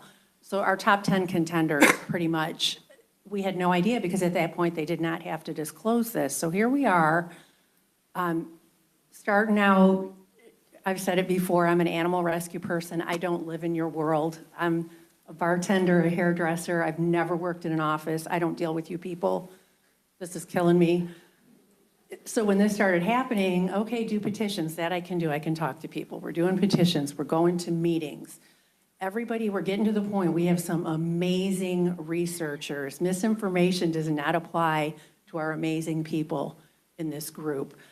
So my experience with Dr. Nevin, we were at the point, all of us people fighting this, and we were at the point we didn't know what to do. We thought our lives literally were going to be destroyed by this. So I'm told Dr. Nevin wants to speak to you. I'm like, oh, Lord, okay, all nervous, talking to him. He drove around the project, came out on the weekend, doing his due diligence, looking at the drains, looking at the water coming out of Lake Huron, looking at it floods on our roads horribly, looking at all the issues, doing his due diligence because he cares. So like I said, here we were not knowing what in the world to do.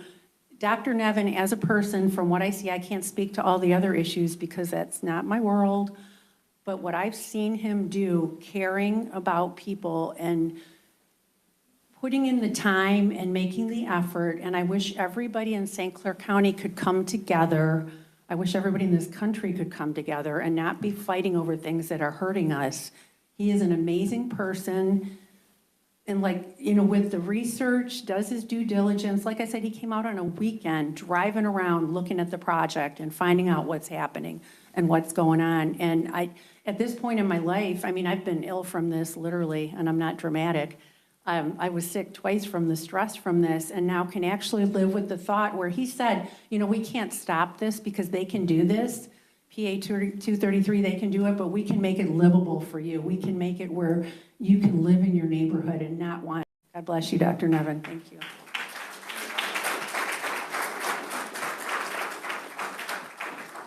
Jill Bartow.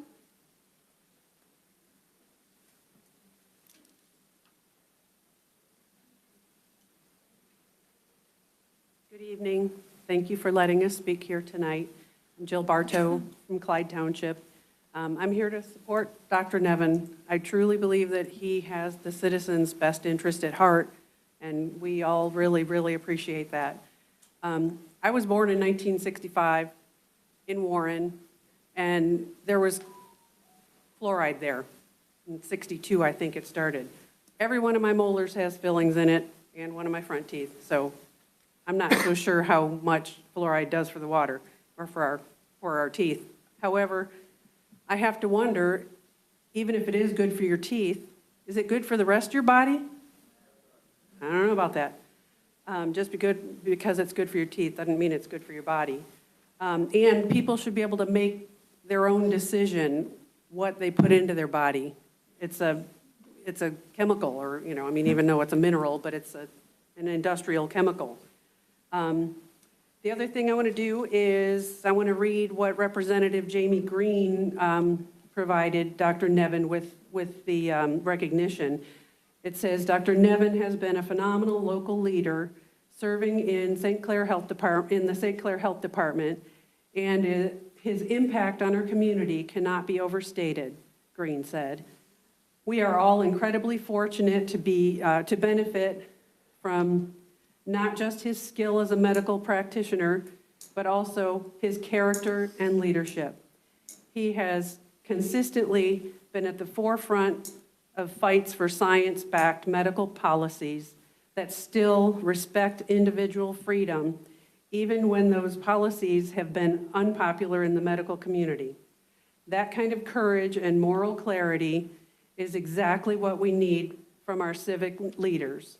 And I wanted to do some small part in recognizing with a legislative tribute. Sorry, but not the best delivery, but it was from Representative Green. Thank you.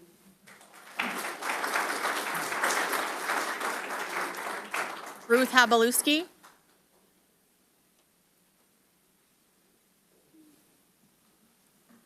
Good evening, everyone, and I thank you for the opportunity to speak. I have a little bit different perspective. I worked for 2 different health departments, and have spent over 25 years of my life working for public health. I worked in environmental health and, try to have safe restaurants, safe swimming pools, all that kind of thing. So I'm very disappointed when I read this memo that all these cuts that are going to happen to the health department. I use the health department now. I go to the main location, I go to community events, and I always go to the health department table. I get my vaccines at the health department, and to me, it's just really important. And the mission statement of the health department is to prevent disease, promote healthy lifestyles, and protect the health of the people. Well, you're going to cut all this stuff, and someone mentioned the people in the rural areas. How are they going to get here? So how are we going to achieve this mission statement? I have some other questions, because what is the reason now for these sudden changes? What is the cost of the current services versus the revised changes? Why will the St. Clair County intervention inmates be brought to the main location for services? What is the cost savings to eliminate outreach services? How many employee jobs will be lost? Has anyone even mentioned that?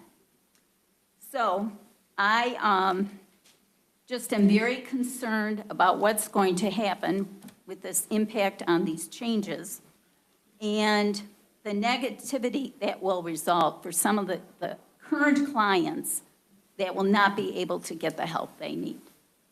Thank you, and thank you for the opportunity, and have a great evening.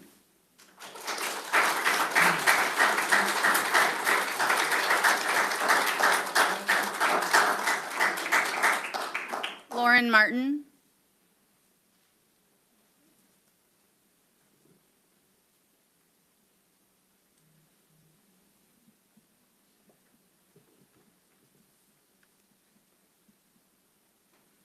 Lauren Martin, I live in China Township. I wasn't going to speak, so I just put this together. I apologize, it's probably all over the place. But I wanted to say that I agree that diet is the leading cause of tooth decay, more so than the lack of fluoride. But until we're ready to have those conversations and address the horrific sugar addiction we have as a nation and the toxic chemicals being sprayed on the industrial farming we rely on today, we shouldn't have to unwillingly expose ourselves to toxic chemicals such as fluoride until we are willing to address those issues.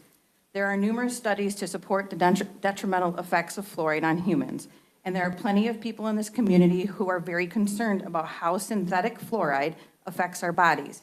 Yes, fluoride is naturally occurring, but that's not what we're talking about here. We are talking about pumping toxic synthetic fluoride into our drinking water. Like the one lady mentioned, there is fluoride in everything, everywhere. There is no doubt in my mind that we are being constantly overloaded with far higher levels of toxic fluoride than what is deemed safe by the ever-trusting three-letter agencies. Citizens of this county do not consent to toxic chemicals in their drinking water, and the elected officials should be respecting the consent or lack thereof of the citizens. One lady wants us to think of the children, which we should, and we have. East China School District offers a one-day in-house dental visit each year for any child. I believe this is standard for all, or at least many school districts in this county. We have state aid programs available to children who need dental care. We have several options for children to receive proper dental care if they need it. There is absolutely no reason a child would not receive proper dental care aside from neglect. People have access to fluoride treatments if they feel that is what is best for their dental care needs. And people have the ability to make the choice to not use it if they so choose, except in our drinking water. While there may be studies that show fluoride can aid in prevention of tooth decay, along with proper diet and dental care, it shouldn't be something that is forced on everyone in the name of dental care at the cost of their health and well-being. I want to thank Dr. Nevin's courage to challenge the current policies and willingness to listen to the people in this community and their genuine health concerns they have. Thank you.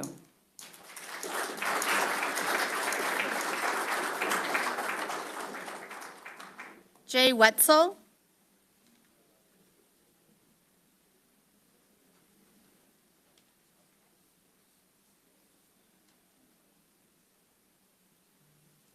Hello, everybody. I'm Jay Wetzel. I'm a precinct delegate from St. Clair. I'm also a registered nurse. I have multiple specialties. I've done it all. And as far as this fluoride thing goes, I have some reservations because we're drinking it. It doesn't even contact our teeth. I mean, I've been swallowing water and paying attention. It doesn't, unless I swish my water. How many of you swish your water in your mouth? It's kind of gross, but I mean, we don't. I get my fluoride when I go to the dentist. I get my, fluoride if I want to use the fluoride toothpaste. I have my options. And it just doesn't make sense to me unless maybe the doctor or somebody can explain. I don't know how that the fluoride's going into my stomach and into my system. And I know that it's a toxic substance. That's why when I go to the dentist, they want me to spit it out. That's why we spit our toothpaste out. Look at the toothpaste. Do not swallow. There's a reason, okay? That's my question is basically, why are we drinking this? There's other ways to get it. And I do have medical in my background, and I've argued with lots of doctors over the years. And Dr. Nevin's a very intelligent doctor. He knows, I have confidence in him. Now, tonight I've heard some other issues come up that I'm going to look into, and I'll probably talk to him about them. But I have a lot of confidence, and I think that we have a great choice here, a much better choice than we've ever had in the past. He's an awesome doctor. And one last thing, not belittling the dental profession. We need you. We're thankful to have you there. But, we're hearing about all the bad stuff, and the cavities. And I know that, you let your teeth go, it can affect other areas in your body, with infections and stuff. But if I get a cavity, I can get my tooth drilled. If I get multiple sclerosis, my life is ruined. I'm done. And I've taken care of those patients. It's not pretty. Maybe some of you that haven't done that need to see that. I've taken care of neuro patients. Not pretty. I surrender the remainder of my time. Thank you all. Thank you. My Councilman Felix.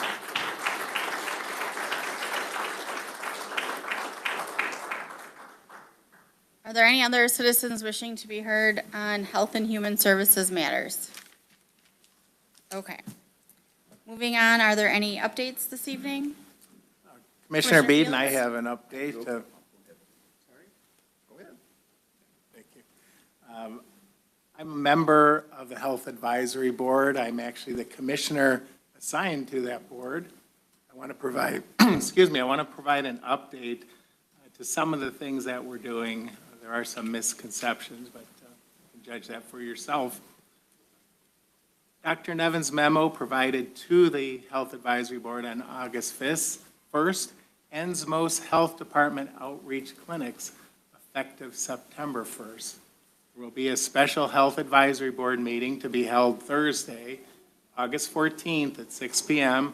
in the Don Dodge Auditorium, 200 Grand River, Port Huron, which is directly below this venue, where this topic will be discussed. It's a special meeting just to discuss the memorandum on the outreach clinics. Update on the fluoride ordinance and the advisory board current position. This ordinance by our medical director will ban fluoride additions at all county municipal water plants. The concern of the Health Advisory Board and the resulting motion allows a time for local communities and their water plants to come to the decision to remove fluoride themselves. The Health Advisory Board had a concern about removing local control and having the health department mandate taking fluoride out.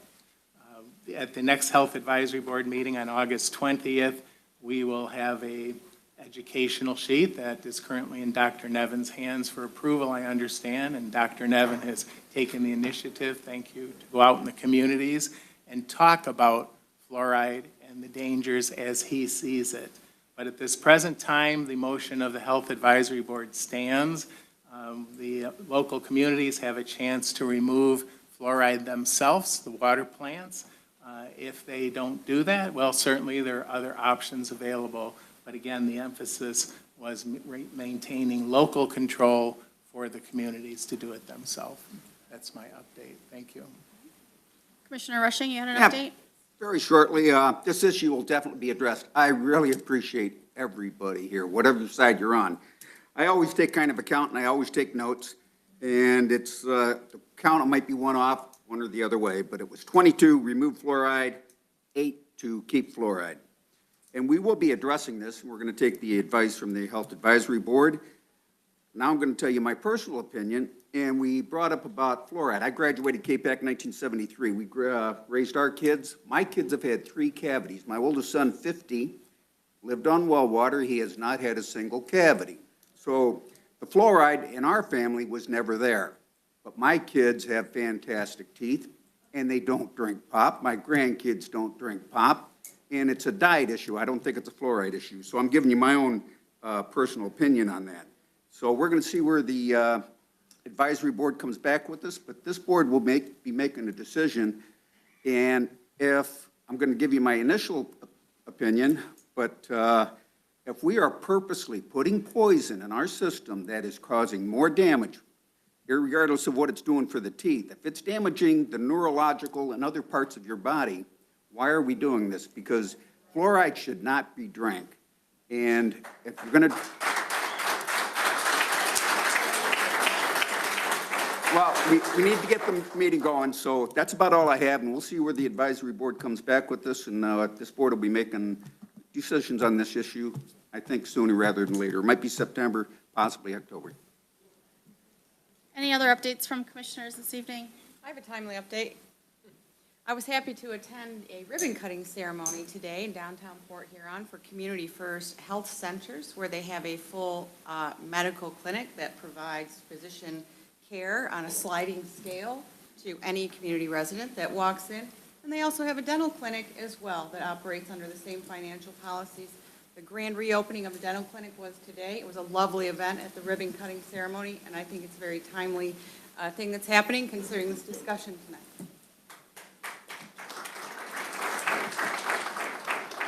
Any conceptual initiatives this evening? No? No old business, moving on to new business. The Health Department nursing agreement with Marysville Schools. Make a motion, we send that to the full board? Support? Any discussion? And all in favor? Aye. Any opposed? Motion carries. Item B, the library board appointment. Make a motion to send that to the full board. Second. Any discussion? Hearing none. All in favor? Aye. Any opposed? Motion carries. Item 7C, the Commission on Aging contract addendum for Hunter Hospitality House. Motion, send that to full board? Second. Any discussion? All in favor? Aye. Any opposed? Motion carries. There are no other human services matters this evening. Items for information, the Area Agency on Aging 1B doing business as Ageways Nonprofit Senior Services for fiscal year 2026 annual implementation plan. Make a motion, receive and file? Thank you. Support? Any discussion? All in favor? Aye. Any opposed? Motion carries. Item 9B, the Health Department points of interest for July. Make a motion, receive and file. Thank you. Support? Any discussion? All in favor? Aye. Any opposed? Motion carries. Item 9C, the Commission on Aging Infrastructure Equipment Budget Allocation for 2026. Make a motion to send to full board, or to receive and file. Thank you. Support. Any discussion? All in favor? Aye. Any opposed? Motion carries. Item 10. Motion, receive and file? Thank you. Support? All in favor? Aye. Any opposed? Motion carries. Item 11. Move to adjourn. Support. All in favor? Aye. Motion carries. Meeting is adjourned.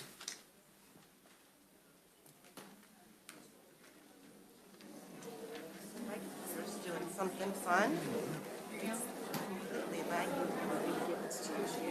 Our audience, huh? Thank you. Oh, one what's up? copy for Just doing that. trying to switch in between. Doctor, you're on the fire board. Oh, You know, man. what's being said, also a lot of I got it. Thank you. Wait, what? done yet. This is what I got. I'm there, I know. And I think Dr. John D. wanted to. Calling the St. Clair County Judiciary and Public Safety Committee to order. Roll call, please. Commissioner Angie, Present. Commissioner Beaton, Present. Commissioner Torello, Present. Commissioner Samasco, Present. Commissioner Felix, Here. Commissioner Rushing, here, Commissioner Vandenbosch. Here. Any additions, deletions? Seeing no additions, deletions, or changes to the agenda, can I get a motion to approve the agenda? motion to approve the agenda as presented? Support. Any questions? Hearing none, all in favor? Aye. Opposed? Carried. Moving on to citizens to be heard, if they can be. If you could, please take your conversations outside. We got more business to do here. Keep it down. Stan Dudek, Jr., please.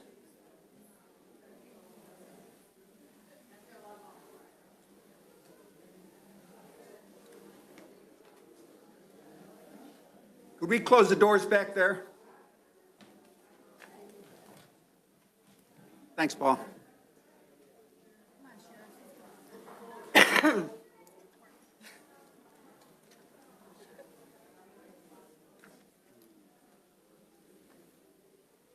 Good evening, County Commissioners. My name is Stan Dudek Jr. I've been a Columbus Township trustee for 20-plus years. I'm in my 6th term. The reason I'm addressing this board here tonight is we have problems in Columbus Township. If you haven't heard it through the grapevine, I'm sure you're going to be hearing it very soon. We have a new elected supervisor that has no regard for the law. He has violated multiple MCL violations. This stuff has been pursued.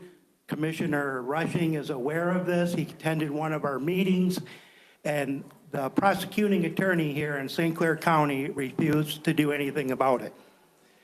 Also, this information was forwarded to the Attorney General at the state level.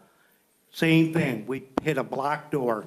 If you can't get have these MCLs and these rules for elected officials enforced, what are we supposed to do? There's multiple things that he's done. Everything that he's supposed to follow.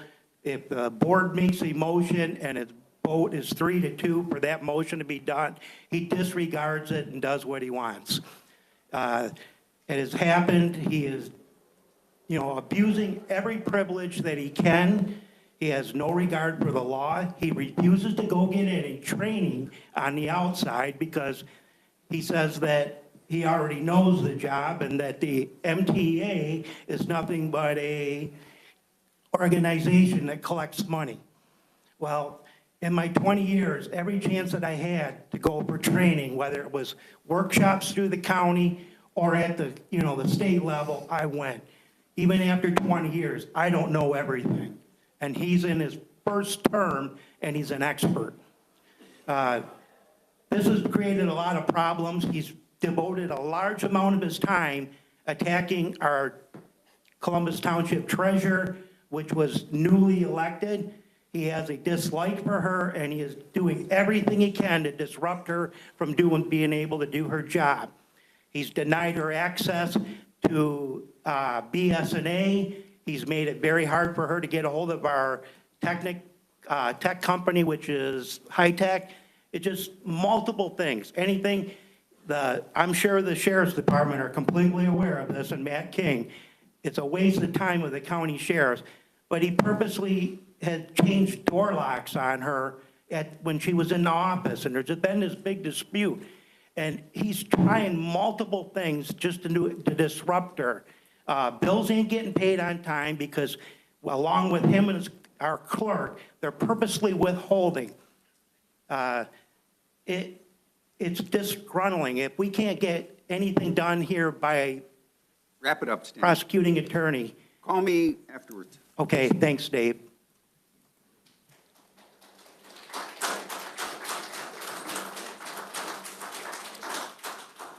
Dave Hetzel.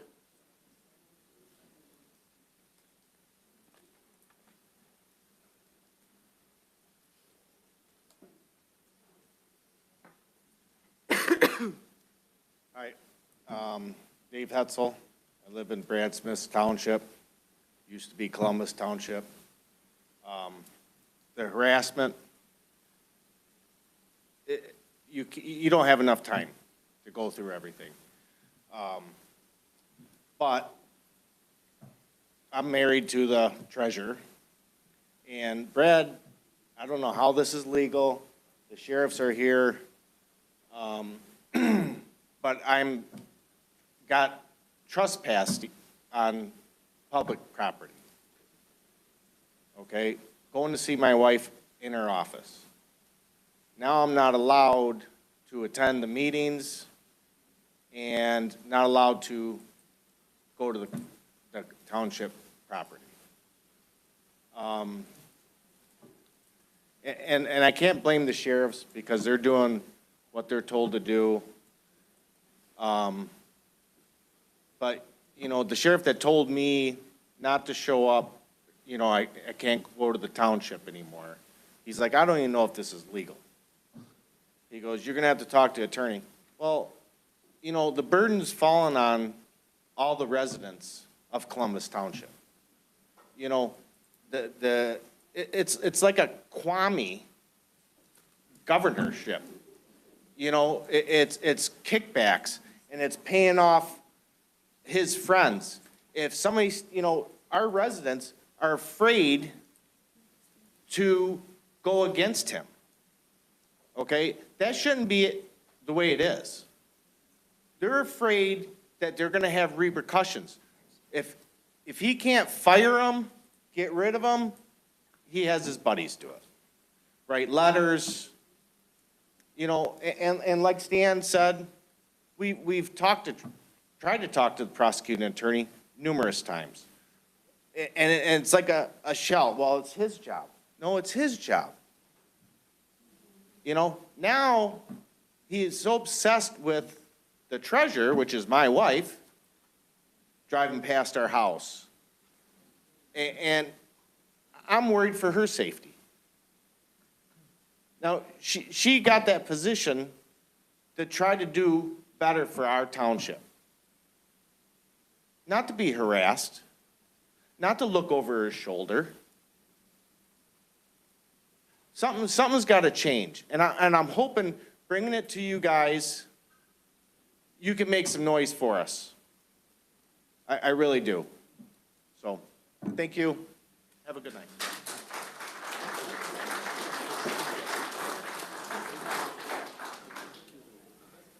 Kim Hetzel.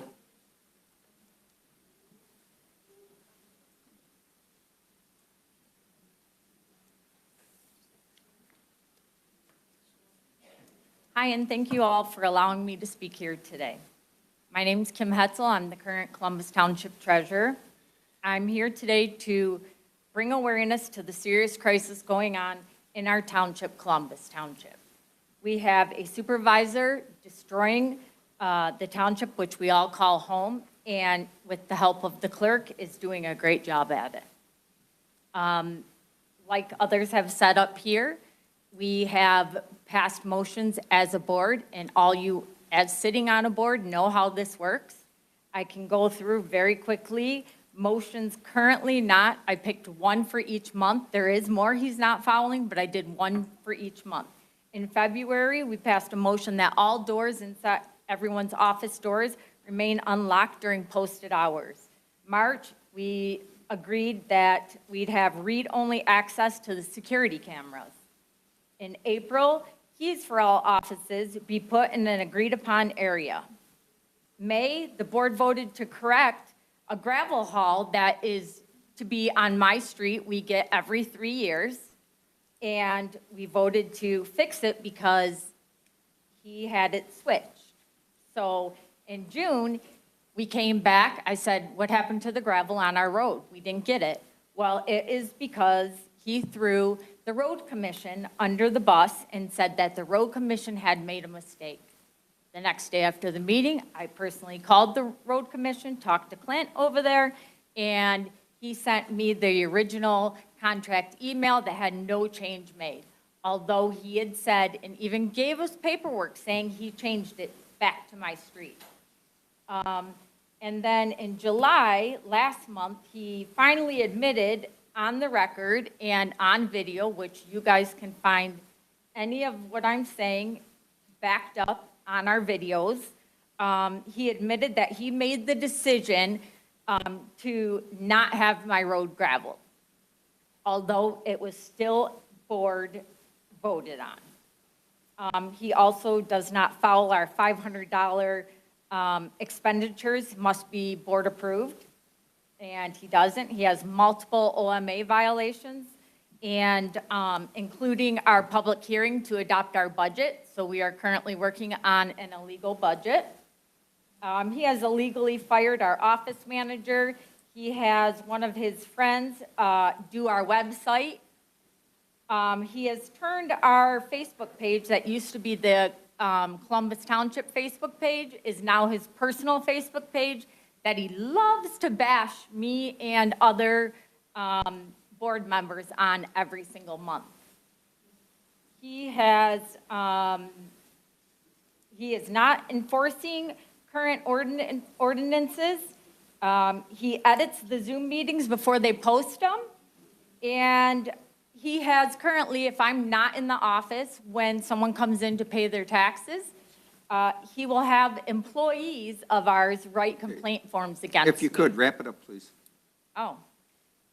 He impedes my job by locking me out of my office, removing my computer from the server, will not let me order checks to write out our tax bills. Thank you.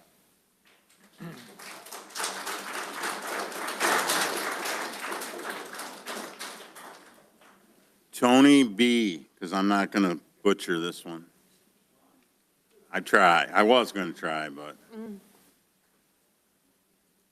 How do you say it? Pacheski, I got it. Tony Pacheski, Columbus Township. I'm with the board there on all this stuff, and it is a shame. I've been there all my life. I'm 55 years old.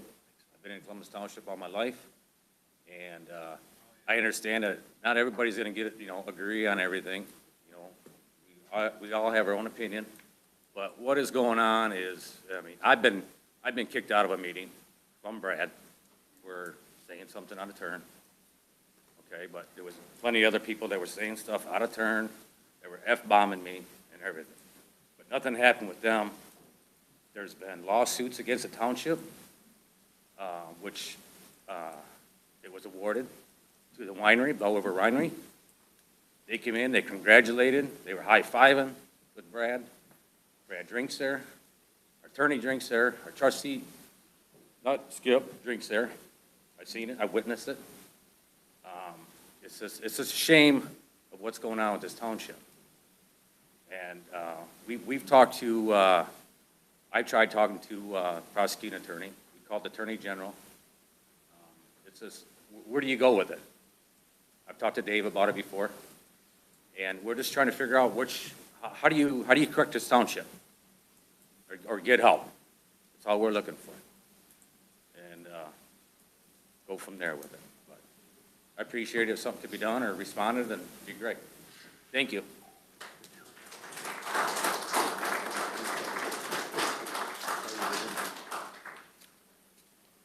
Herman Coors.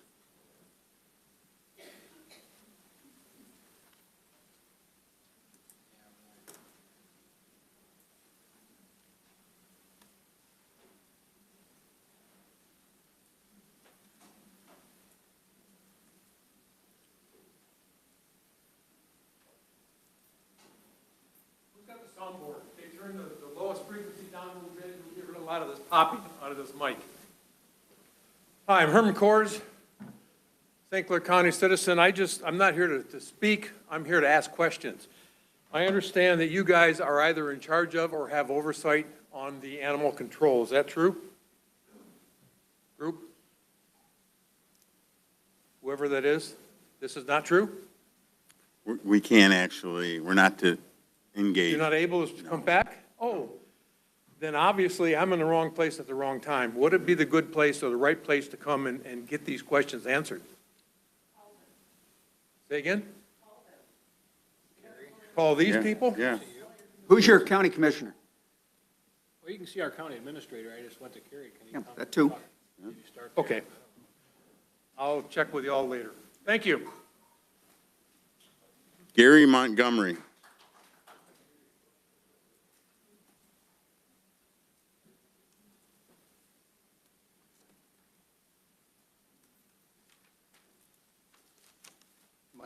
My name's Gary Montgomery.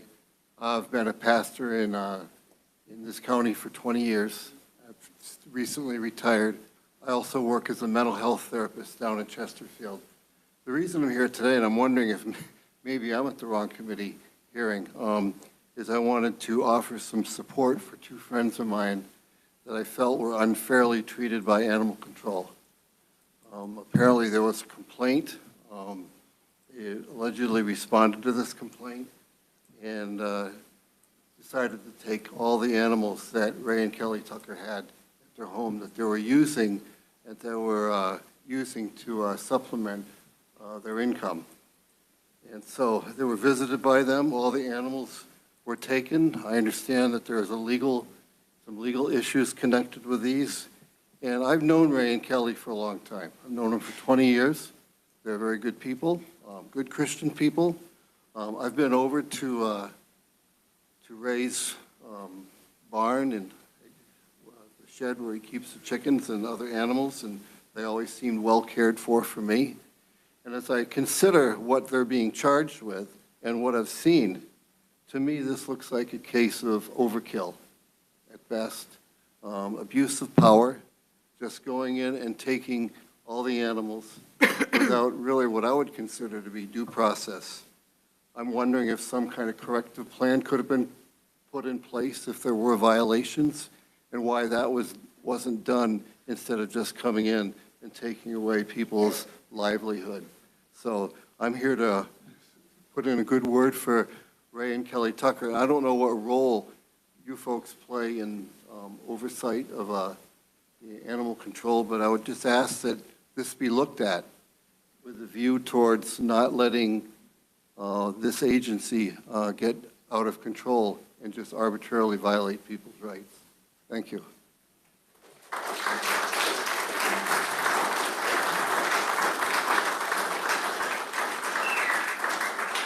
Patty Montgomery.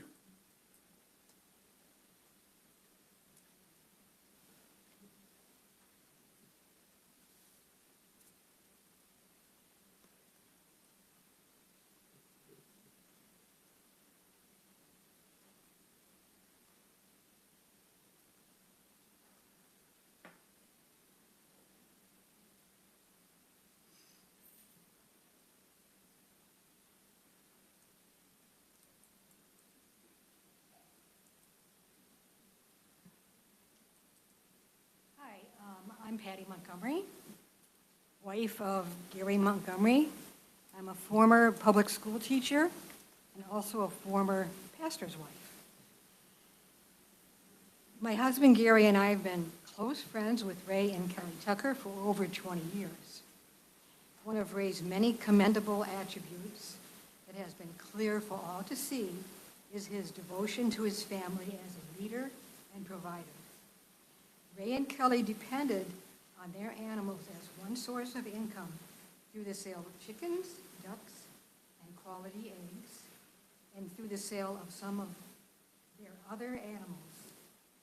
This income has been especially important to Ray, who took seriously his role as primary provider for his family. Since Ray has been unemployed in recent years, this income has become even more crucial. Because of this, it has been even more important to Ray that he care for each of these animals as not only hobby pets, but potential income. Wouldn't it have been commendable for St. Clair County Animal Control to follow their own protocol and alert the Tuckers of a possible infraction? Wouldn't it have been the responsible thing to do to follow up with a helpful visit to investigate the potential circumstances under which the original accusations were made? Many more questions could be asked, but I would prefer to end with the following statement. Do the right thing. Thank you very much.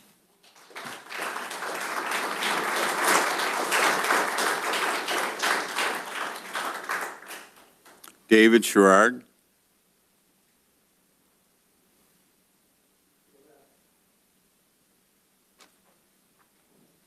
Maureen Anderson.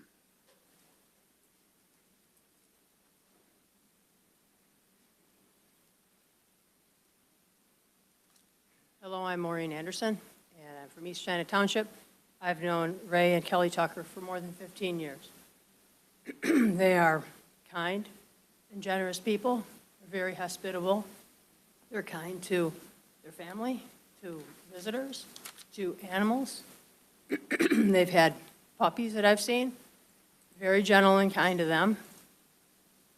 Their yard and grounds are meticulously cared for. Their animals have always looked very healthy. I raise chickens, I have bees, I have dogs, cats. I know what animals should look like. Their animals have always looked good. It's perplexing that an agency would go in and just, take over and confiscate animals. I don't understand where that came from or what they were thinking. I've heard that there was a rabbit that didn't have water. Well, I have cats and dogs, and sometimes they run out of water too. That's normal. Then you fill it up. I'll give any extra time to Kelly.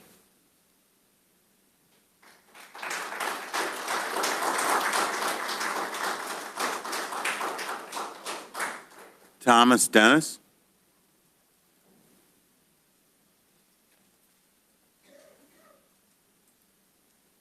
Thank you, Commissioners, ladies and gentlemen. My name's Thomas Dennis. My friends call me Tommy, or Tommy D. That includes Ray and Kelly Tucker. I want to tell you about an event that happened with my wife Lori and I about 14 years ago, almost to the day. We went to see Ray and Kelly, who we've known now for over 40 years. They had puppies for sale. When you buy puppies from Kelly and Ray, you go for an interview. They want to make sure that their babies are going to a good home.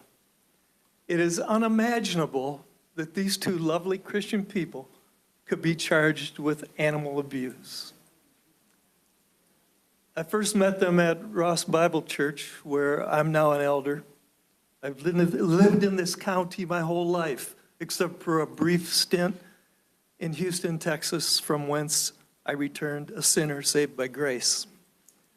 And these people exhibit the fruits of the Spirit.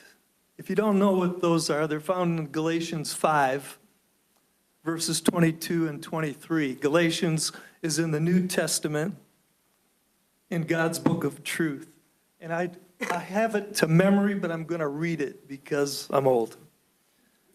But the fruit of the Spirit is love, joy, peace, patience, kindness, goodness, faithfulness, gentleness, and self-control. Against such things, there is no law. I'd like to know what the charges are against these good people. Animal abuse does just not make sense. They love babies. They raised a lot of kids. They love their grandchildren. They love their church. They love past church friends like I am. They support right to life. A part of the puppy's sale that we bought went to support missions. I truly believe that this situation reminds me, I won't say I believe, this situation reminds me of what was going on in Nazi Germany when people were indiscriminately pulled out by the authorities and mistreated and abused. It's beyond my imagination again. And I really think that these two bold witnesses for their Savior are being persecuted by their faith. And if that's the case, we're all in bigger trouble than we thought. And Christians are always in big trouble, as promised by our Savior. Thank you very much.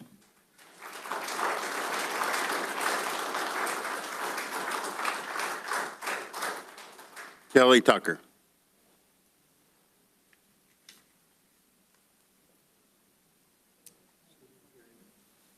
Kelly Tucker.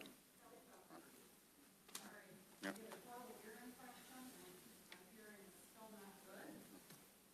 name's Kelly Tucker. I live at 235 Range Road, Kimball, Michigan. I've been a lifelong area resident, and I am here because of a travesty that's happened to us. I'll skip most of it, but my husband lost his job about just under a year and a half ago, so we started selling plants and animals to help make up for the lack of income. Some good friends of ours, the husband got sick and he had to liquidate his farm. So we said we would help sell their plants and animals as well, perennial plants and animals. I'd never had goats before. We took on some goats. I immediately sold a couple. And she was coming over regularly to teach me how to take care of goats. We were in process of making better housing, better areas for them, hatching chicks left and right. I've documented evidence of the sales because my husband is an engineer and he keeps good records. Without a warrant, animal control showed up at our house because of an anonymous phone call. Without a warrant, she started looking at the animals. My husband's a nice guy. We've learned our lesson. Now we ask for a warrant. He showed her the animals. Dog reported on a heavy chain. They said he didn't have water. We have a continuous feeder inside of his building of both food and water. We have the puppies jumping all over the place. They say the puppy was in distress.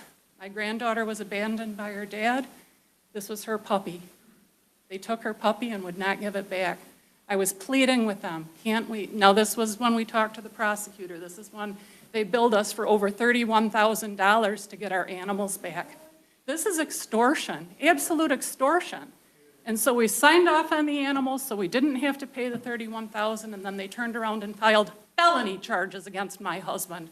He is the kindest, most honorable and godly man I know. I've been married to him for 43 years. I would know better than anybody what his character is like. So now we've had to hire an attorney, and they're not cheap. He's facing felony charges, up to 14 years in prison for a man that has never been in trouble with the law. I can't even tell you when his last speeding ticket was. He's a good man and a godly man, and my understanding is that this Board of Commissioners is in charge of animal control. And I'm telling you that your animal control is out of control. If you have...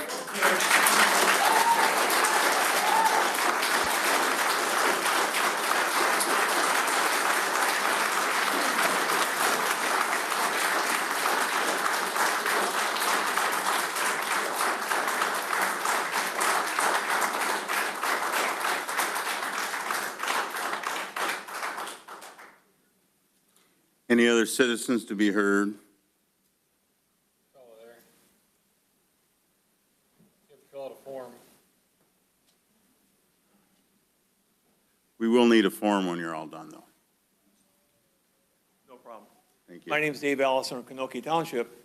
I've also known Ray and Kelly Tucker for many, many years. And they're kind, gentle people, loving people. I lost my job 20 years ago. First people who showed up at my house with a carload of groceries. You wonder why we have contempt for our law enforcement people. This is why. We need to do something about what's happened in our community here. It's tragic. And you're fortunately that most Christians are loving, compassionate people. Things might not be going so smoothly here. So you can be thankful for that. Maybe we need to have Dr. Nevin take her over the animal control. Thanks a lot.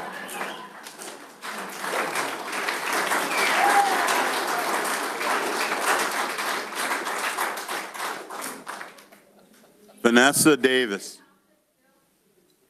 Vanessa Davis.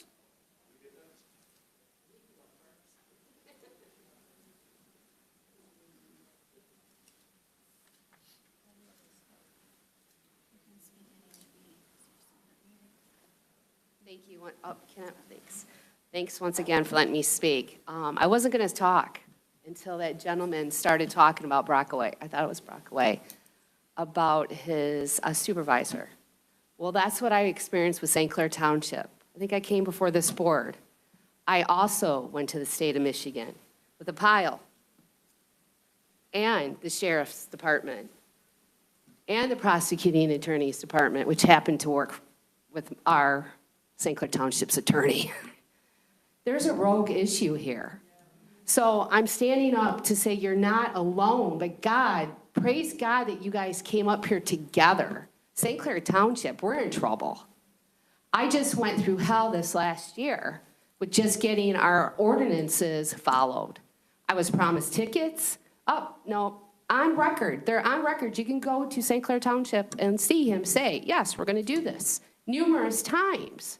I can't tell you what the emotional distress of that is. Not only living in the zone that you're being violated, but how your community leaders that are supposed to be there for you, representing you, backstab you.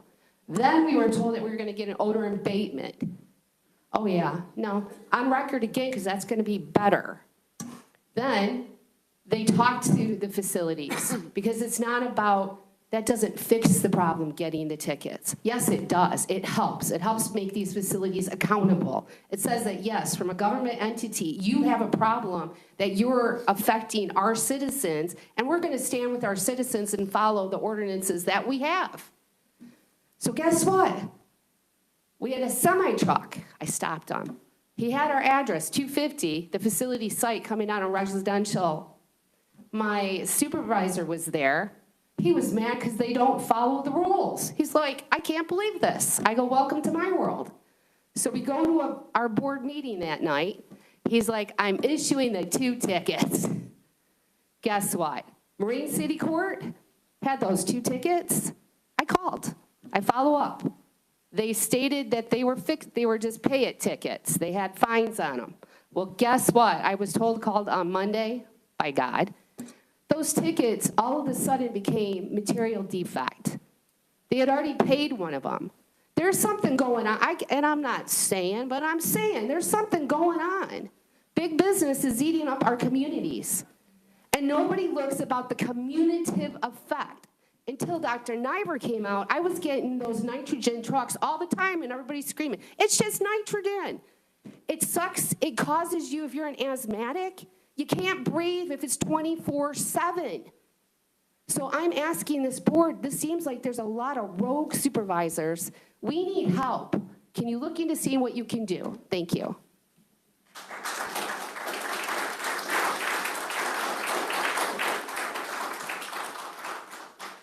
Paul Urban.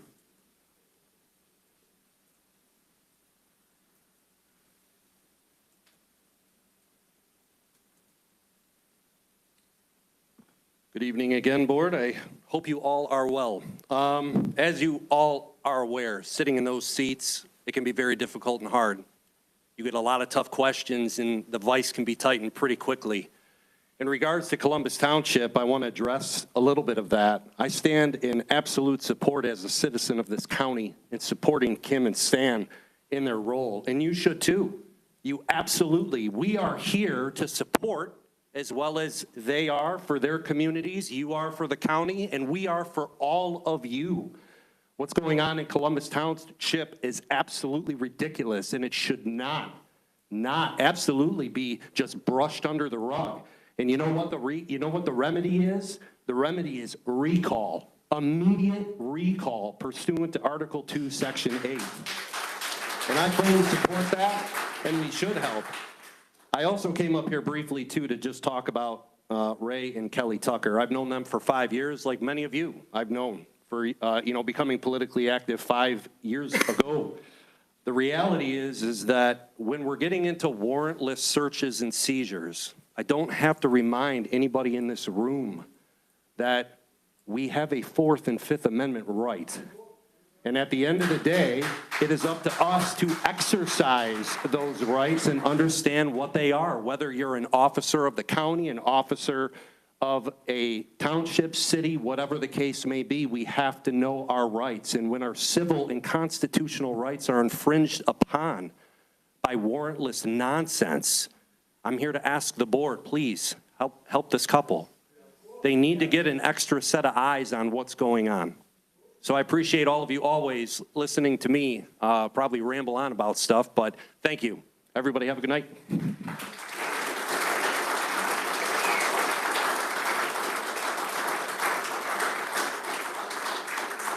All right, moving on to any updates? And again, with everybody here, I appreciate everybody being here. In regards to the Columbus, I've talked to him before. When I went to the one meeting, and I go to many township meetings because that's what I think I should do. I have 6 townships. But I was there at the office manager firing, and a motion was made by the treasurer when I was at the meeting. And the motion was 3-2 to keep, the way I understood it, was to keep the fired employee until they were able to review it, and one of the trustees agreed with that. In the process of doing that, the supervisor held up the vote, then changed the motion, and then the motion became 2-3, changing the treasurer's motion, even though she made it. So she didn't withdraw the motion, he just changed it on his own in regards to the one employee. At that same meeting, and I talked to the attorney that works for the Columbus Township, he had on the agenda for the trustees to have a motion to remove the treasurer from office, which he does not have the authority, and luckily the township attorney said, no, you cannot remove her. So, but that was on the agenda too. So that's what they're dealing with in Columbus right now. Any other updates for Judiciary or Public Safety? All right, no conceptual initiatives and no old business. Moving on to new business. Fiscal year 26 Local Emergency Management Grant Work Agreement. Motion sent to full board. Second. Any questions on it? Hearing none, all in favor? Aye. Opposed? Carried. Inmate phone video visitation systems and inmate tablets, Addendum A, Intervention Center. Make a motion to send that to full board. Support. Any questions on that one? Hearing none, all in favor? Aye. Opposed? Carried. 2024 interlocal agreement between Macomb County and St. Clair County for Homeland Security Grant Program. Move to send to full board. Support. Any questions on that one? All in favor? Aye. Opposed? Carried. Prosecuting Attorney Crime Victim Rights Grant Application. Make a motion to send that to full board. Second. Any questions? Hearing none, all in favor? Aye. Opposed? Carried. MGT Impact Solutions Contract Grant Billing Services for Friend of the Court. Make a motion to send that to full board. Support? Any questions? Hearing none, all in favor? Aye. Opposed? Carried. United States Marshal Service Office of Detention Service Intergovernmental Agreement for the Sheriff's Office. This is for final action. I'll make a motion to approve for final action. Second. Any questions on that? Quick question. Just a brief indication why it's final action, Carrie. Is that a timeline issue or? Yes, it is. They had actually wanted this back sooner, but due to our meeting schedule, it's past the date that they were requesting it. Any other questions? Roll call vote, please. Commissioner Angie? Yes. Commissioner Beeden? Yes. Commissioner Trello? Yes. Commissioner Samasco? Yes. Commissioner Felix? Yes. Commissioner Rushing? Yes. Commissioner Vanden Bosch? Yes. Motion carries. St. Clair County Courthouse Facility Conditions and Special Needs Assessment. Move to send to full board. Support. Any questions on this one? Hearing none, all in favor? Aye. Opposed? Carried. Any other judiciary or public safety matters tonight?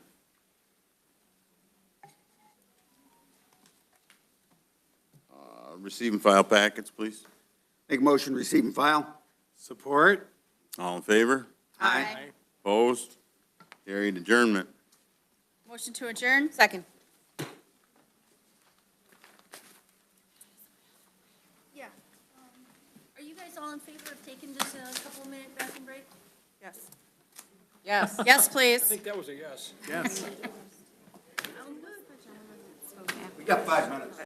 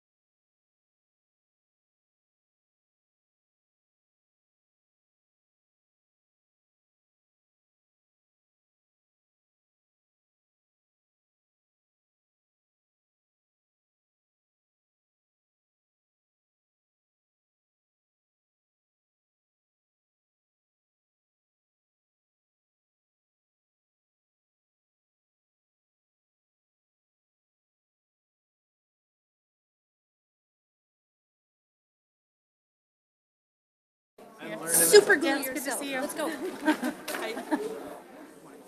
Picked a good night. You picked a good night, Judge. All right, we're going to call this meeting to order. So at this time, I'd like to call the Board of Commissioners Environmental Public Works Committee meeting to order. May we have a roll call, please? Bang that some more. All right, quiet down, we got a meeting to do. Commissioner Angie, Present. Commissioner Beeden, Present. Commissioner Samasco, Present. Commissioner Felix, Here. Commissioner Rushing, Here? Commissioner Vanden Bosch, Here. Commissioner Torello. Present. At this time, do we have any additions, deletions, changes to the agenda? If not, can I get a motion to receive? Make a motion to approve the agenda as presented. Second. Thank you. Any discussion? All in favor? Aye. Opposed? Motion carries. I have two citizens wishing to be heard. Eileen Tesh? Thank you. Appointment for the land bank? That one, Joy? Yes, Commissioner? sorry. Okay. Yes, my name is Eileen Tesh. I just wanted to express my concerns about any of you that have intention on voting for Pauline Rep for the land bank appointment. At least 2 or 3 of you voted that way at the last meeting. Just wanted to express my interaction with former Mayor Pauline Rep. The first one was a couple years ago when a citizen spoke at the city council meeting, Port Huron, and named us the city manager, James Freed, in a police report, or said that his name allegedly appeared in a police report where that off-duty officer, Lieutenant Joel Woods, was murdered by the estranged husband of the city official. He was in her house. So at that time, the citizen was removed. And at a later hearing, Pauline Rep said that they had done an investigation. There were allegations that city manager James Freed and the city employee were in a personal relationship. So Mayor Rep indicated that the city council had done a full investigation and that statements, sworn statements, affidavits, some kind of documentation was in each of their files, that be the city manager and this other employee, and that there was no wrongdoing, no relationship. So I FOIA'd it. And I received the FOIA back for James Freed, and it said no such document exists. So I go back to the city council, and I said to then Mayor Rep, they said the document doesn't exist. And her response to me was, quote, "I didn't lie. That's what I was told." So that concerned me. Well, what does it mean? That's what you were told. Did you not investigate? Did you believe whatever somebody told you? Okay. Next time, last year, city manager James Freed verbally assaulted me in a public place, and he threatened to have me arrested if I didn't leave. And thank God for our late, great Cliff Schrader stepped in and intervened, and then city manager James Freed backed off. When I contacted Mayor Rep, telling her about what happened, she said if I felt threatened, I should contact the Port Huron Police Department. So I did, and they said because James Freed did not assault me, that they were not going to take the report. So what concerns me here is that all the years that Mayor Rep has been in office and with government, she doesn't know that they're not going to take a report, or she sends me there to distract me, or she tells me that tells the citizens there's a document in the file when there's not a document in the file. So the people of Port Huron have spoken. They do not want Mayor Rep in government. Therefore, they elected a new mayor. Eileen, you didn't have the clock going, but you're 3 Well, minutes. hell, how am I supposed to know? And I'll leave it with this. Fair enough. The people of St. Clair County spoke, and Finish it up. Jeff Baum is not in office anymore. Please finish So, up. Thank you. well, you didn't tell me. You got to give me notice. Thank you. Ken Harris, is he here? He left? Thank you. Okay. All right, moving on. Any updates from anyone? No, I just want to give a brief update if I can. Just a quick update as to where we're at with the interviews for the peer review for the landfill. So as of this time, all the interviews have been conducted, and I want to thank the committee, everybody who participated in that. They did a superior job. Also, the committee has went forth and selected a consultant to help us move forward with landfill, and I think that the board will receive information on that on August 21st. But they were all. Is that an action item on August 21st, Carrie, or? We were proposing bringing it forward on August 21st because I know the board is anxious to get this project started. However, we can wait till September if you would prefer it go through the committee structure. Just clarification, I don't, whatever in your discretion you think we need to do. So.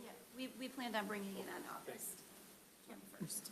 Commissioner Torello, I would prefer it to go through the committee structure and be moved to the committee meeting in September. This is very important to my community. I'd like to see it fully aired.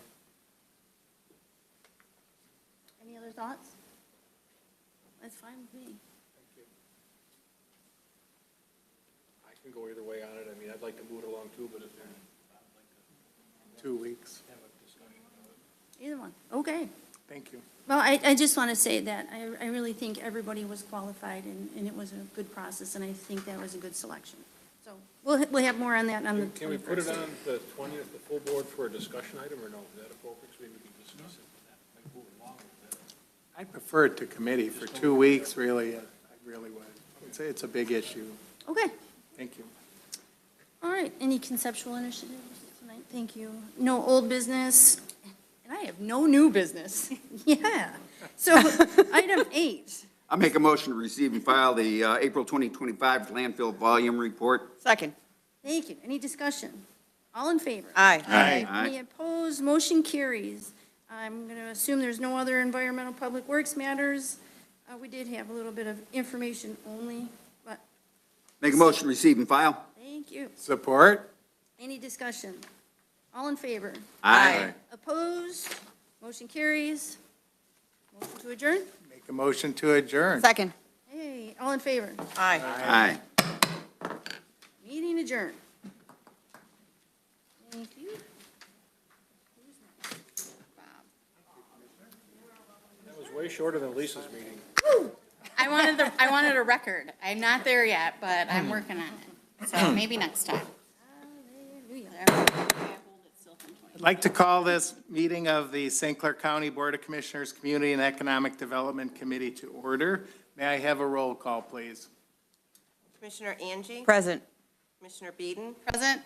Commissioner Torello? Present. Commissioner Samasco? Here. Commissioner Rushing? Here. Commissioner Vandenbach? Here. Commissioner Felix? Here. Addition, deletions, changes to the agenda. Does anybody else have any additions and deletions? I have one. Delete the Zion Center. The folks from the Zion Center were not ready to come in and speak. Can I get a motion to approve the change? I'll make a motion to delete 5A. Thank you. Thank you. All in favor? Aye. Any opposed? I'll make a motion to accept the amended agenda. Second. All in favor? Aye. Aye. Any opposed? Thank you. Any citizens to be heard? None at this time. I do have an update if well, I'll bring it up under the other matters. Anybody have any updates? Any old business? Hearing none. Any new business? I do have a matter under Section 8. Any other commissioners have anything for community and economic development matters? Okay. Talk about that issue. Okay, good. Yes.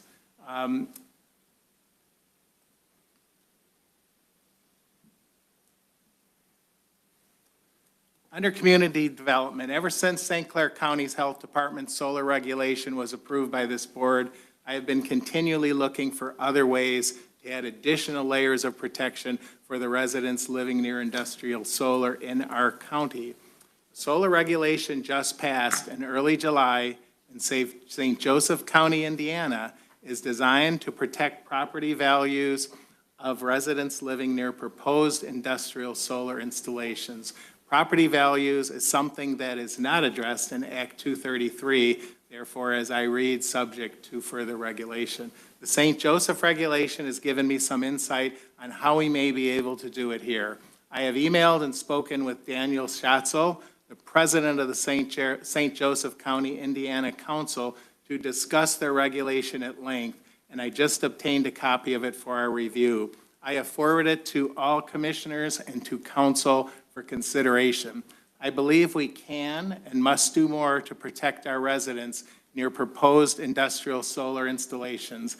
At the September Board of Commissioners meeting, under the Community and Economic Development Committee, which I chair, I intend to introduce a discussion of this regulation as a conceptual initiative to see if it is possible under Michigan law to create a similar regulation in St. Clair County. Thank you. Anybody have any information? Thank you. None? I'd like to have a motion to receive and file. I want to add to it. Oh, I'm I sorry. appreciate what you sent to us, and what I'm going to be doing, and see what legal counsel is going to do. It's pretty extensive ordinance, and I read through it all. I will be presenting this to our planning commission in Riley Township, so even if we don't do something at the county level, and Kim does a fantastic job writing ordinances, and we have a very good planning commission, so, because Indiana isn't the same as Michigan, so if we can't do it at the county level, each township can do it, the 23 townships. So I just wanted to add, thank you for sending this. Question for legal counsel. I've not looked at that, Bob, I apologize, but Yeah. assuming, it's Indiana law or Illinois law, you would maybe, your office could look at that to see under the County Commission Act what authority we might have as an ordinance versus, or are you thinking of more of a health department ordinance? Not through the health department. It would be some type of general ordinance or specific through town, or townships and localities, yeah. But I introduced it and I intend to pursue it through. Do I have a motion to receive and file packets? So moved. Second? Second. Thank you. All in favor? Aye. Aye. Motion to adjourn? Motion to adjourn. Support. Second. Thank you. All in favor? Aye. Motion passes.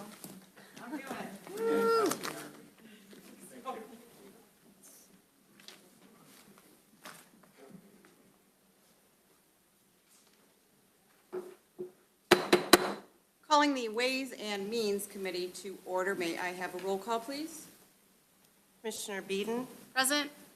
Commissioner Torello, Present. Commissioner Samasco, Present. Commissioner Felix, Here. Commissioner Rushing, Here. Commissioner Vandenbosch. Here. Commissioner Angie. Present.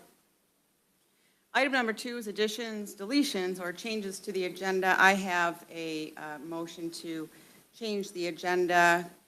What I would like to do is make item L, which is Circuit Court Law Clerk reclassification request, into item A, under new business.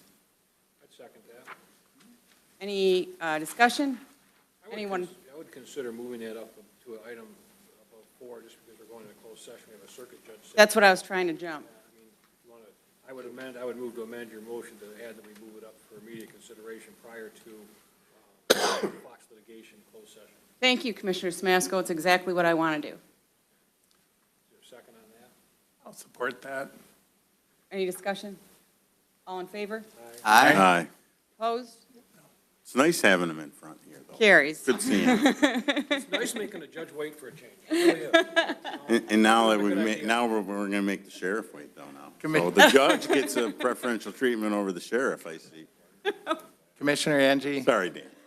If possible, I'd like to propose moving the Land Bank Authority vote ahead of the closed session. I know there's several people here in attendance just for that. If I could get support on that, to move the Land Bank Authority vote sessionally ahead of the closed session, so I'd second that as well.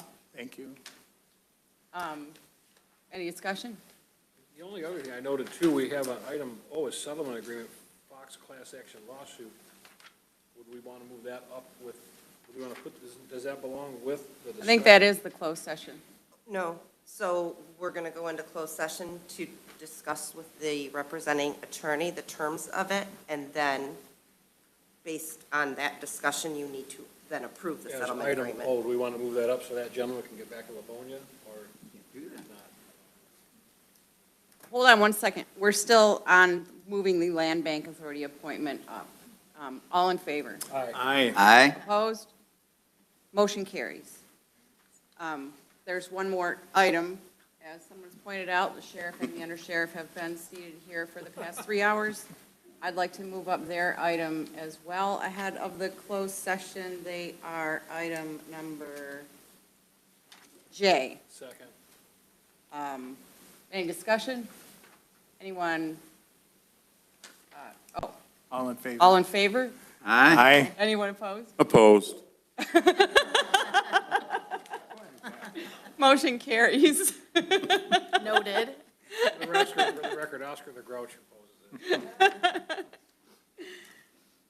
Okay, so moving past additions, deletions, and changes, I do have one citizen to be heard, Asher Renocini.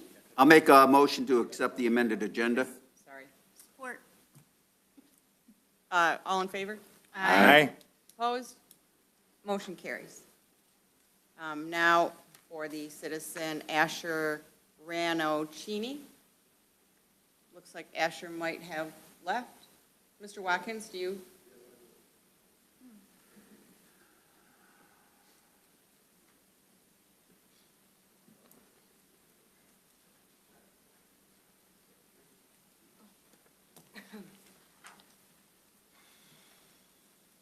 I'll tell you, I wanted to rush up on this one because Kevin Watkins, Wells Township, that closed session scared me. It's kind of high up on the agenda. Should probably reconsider that. A lot of things coming after the closed session, and we never know how long you're going to be in closed session. So I plan on leaving during closed session. I just want to come up and mention, I know, one thing I like about the committee meetings is that if you miss something, you get more time to come up and speak, and even if it reach back and things you want to speak about before. I know you want to concentrate basically on what the committee is for at this time. Just want to mention one thing that's with all committees, with the commissioners, that please be careful with that really bad word, mandate. I repeat that word, mandate. It was a big thing during the pandemic, and amongst the some commissioners here, some more than others. And so be careful as we move along, and there's recommendations to mandate something to the municipalities. Go back to your memory bank and understand that the many people that came here that was totally against that, even yourselves, to mandate citizens to do something because you believe they should do that. It should go to the municipalities to decide what they're going to do. One thing would be fluoridization of their water. The commissioners should not make a decision for Wells Township, for any other township, for the citizens. It's there. The citizens, they should make the decision if it comes out or it goes in, or if it's not there to be in. So please keep that in the front of your memory bank, in the frontal lobe, mandate. Please do not mandate things on the public. Thank you. Thank you, Mr. Watkins. Anyone else? So moving along to item A in the amended agenda, and that is the Circuit Court Law Clerk reclassification request. I'd make a motion to move that to full board. Support. Any discussion? Just that I'd like to, if we move that to full board, I noticed that administration pegged this at J2. They were asking for K2. So if we move to full board, I'd like to take a look at that and perhaps honor the request for K2. So if the motion could include that, it's not going to be moved on just for the recommendation of administration. It'll be for action to whatever level we agree. Is that? Thank you, Commissioner Smasko. I completely agree with that. That's fair. Okay, that's fine. Yeah. Right. I want the discussion to continue at full board. Right. It just, the administration looked at it. They came back with a recommendation for some movement. It was one level, I think, below what Circuit Court recommended, and Judge Lane and Judge Damon had done a presentation. I need to look at that a little bit more, and I haven't had a chance to talk to Carrie or HR about, the schedule, what they came up with. So I may be in a position to want to go with the K2 instead of the J2, that's all. Yeah. All right. I don't disagree with that. I just want to make sure that the conversation continues. Yes, thank you. Yes. I'll amend my second. Thank you. any further discussion? Yes. Commissioner West? Well, with this committee, this is where the discussion initially takes place. And I did get a call from Dan Damon, and I support his proposal 100%. And for $7,000, once this does go to the full board, we will be taking a vote on it, but I'm in full support of it. Would like to offer the judge a chance to make a comment if he wishes. He's happy through the whole meeting, if he wants to, if that's okay with the board chair or the committee chair. Judge Damon, the floor is yours.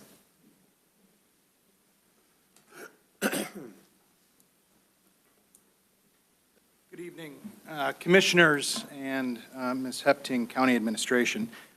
Really, I'm here to answer any questions that you might have. Back on July 1st, 2025, I submitted a correspondence, I think very clearly outlining what the proposal from Judge Lane and I is comprised of. I believe that I have given you all of the supporting documentation pertaining to our contention that this should be a level 2K wage adjustment.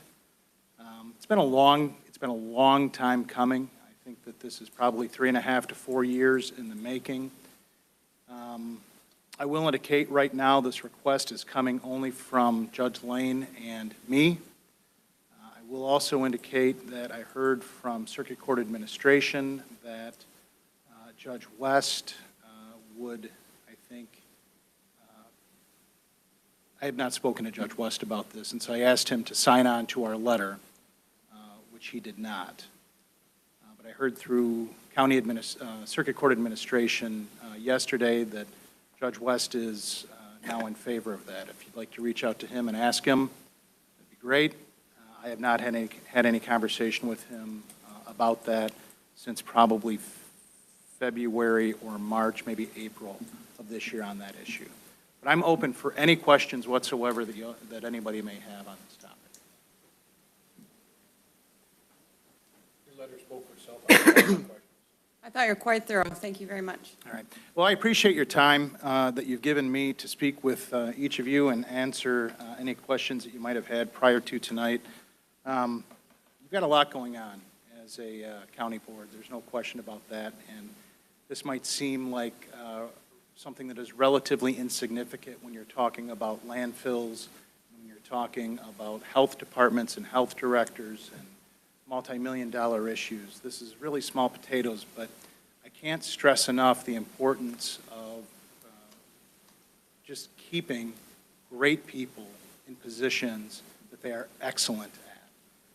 You're only as good as the weakest link in your chain. My staff is absolutely outstanding. And right now, this is the only position in the county that I can think of that requires a JD and has to pass the bar. And at this level is well below every other JD in the county. And I do not want to put the ability that we have as circuit judges to really be swift in our responses, be thorough in our research, and really deliver the very best we can to the citizens that voted us in. And this is a critical component of that. So I know it may seem something relatively insignificant in the giant scheme of things, but to the circuit court, this is an absolutely vital and critical role. So I appreciate you taking your time to vet this. I do have one question. When the proposal came back, whether you saw it on the agenda, did HR or anyone from admin come back to you? Was there any discussion on the difference in the level? No. Okay. No. And I'd be happy to have that discussion if anybody wants to have that discussion with me. Okay. Thank you. And Judge Lane would be here tonight. She could not be here tonight. She had some pre-existing obligations. Okay? Thank you. Thank you. Appreciate your time. So all in favor of moving along the judge's request to reclassify the circuit court judicial clerk position to either GP2K or GP2J, all in favor? Aye. Opposed? Motion carries. I think, were we going to do the sheriff next? Clerk's got it. What's next? Land bank.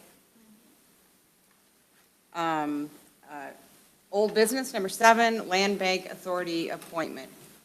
Are we going to hold another vote tonight, or? You got the ballots right here.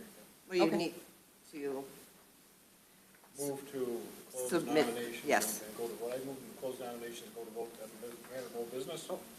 Second. Any discussion? All in favor? Aye. Aye. Opposed? Motion carries.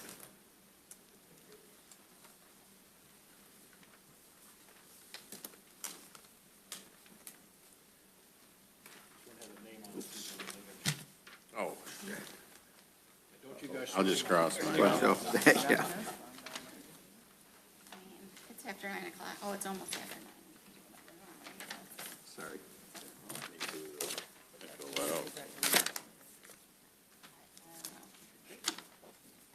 Please.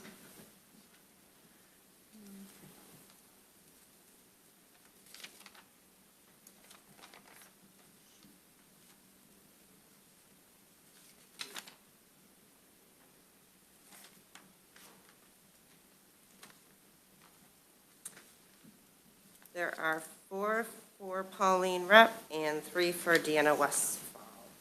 So Pauline Rep. Congratulations, Ms. Rep. Moving on to number 8, new business. Now, I believe the sheriff's business. Make a motion, send that to full board. Support? Discussion.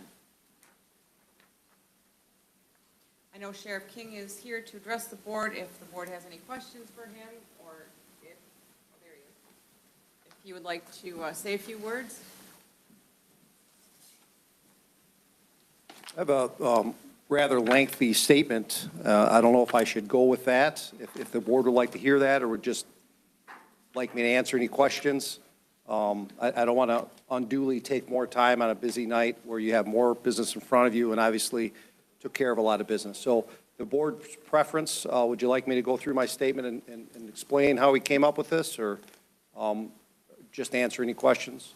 I got a couple of questions, Sheriff. One of them isn't related directly to your agenda item. However, I do believe there are a number of people who would appreciate the information that you have that you could share with us. And that is the information that's been circulating around our community for the past week or so regarding the health department refusing to come to the jail and requesting that the jail transport dangerous prisoners to the health department for routine screenings. I want to ask you, is that going to happen? Yeah, that's not going to happen, and I appreciate you asking, and I'll keep it brief, but basically, we were put on notice that there may be some changes on how the health department are operating. And that included, the only part that really affects us directly, other than some possible vaccination clinics, was the fact that they do our court-ordered testing for inmates who have violated some type of crime where the victim has the right to know if they have infectious disease. So I know a lot of people didn't understand why sometimes nurses were coming over and doing those testings. We saw the memo, and we saw what was going on, and basically, I do a pretty good job of staying in my lane, I think, and I also think I think ahead. So I immediately talked to my jail administrator and said, hey, listen, hopefully we could work this out and continue doing it the way we're doing it. We're not taking our inmates out and taking them to the health department. That's not going to happen. Let's check with our health care provider. And I got word about a half hour before we got here today that the health care provider has agreed, because they appreciate our relationship, to administer 20 of those mandated tests a year without fees or cost, and we average 16 a year. So we should be able to carry it no problem. Now, the other question is, will the sample go to a testing site? Will the sample go to the health department and they send it to the testing site? That's the easy stuff. We'll figure that out. We'll get the sample. That's what we do. As Commissioner Angie said, we're experts at chain of custody. We'll make sure it gets to where it needs to go. But, you know, not to toot my own horn, but we think ahead when there's problems and don't wait till they get to be a catastrophic situation. And we were not going to put my employees or the public at risk by moving inmates to the health department for testing. So we just found a way around it, I guess.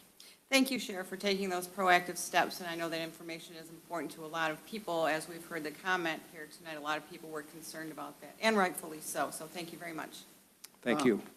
Now, Carrie, question for you. Yes, And I sir. know you got a whole potential spiel, and I've never been a big fan of comparing like Lapeer County, Macomb County, and all the others. We have our own money issues, and that, I'll judge that. It's great to have that information, but I'm not going to give raises because the adjoining county are making more. To me, that's more negative than positive. We'll make decisions with the monies that we have.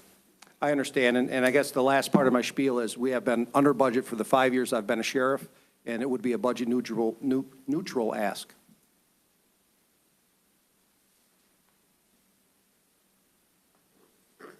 Okay. I could spend 15 minutes, but I think, again, if the board is satisfied with that, I'll let you move on with business. Thank you. Thank you. Sheriff, I know that you provided some documentation to us as well, so we have that, and we can always ask questions and discuss at the full board meeting as well. Okay, yes, absolutely. Thank you. So, we need a vote. All in favor of pushing the request through to the full board? Aye. Aye. Opposed? Motion carries.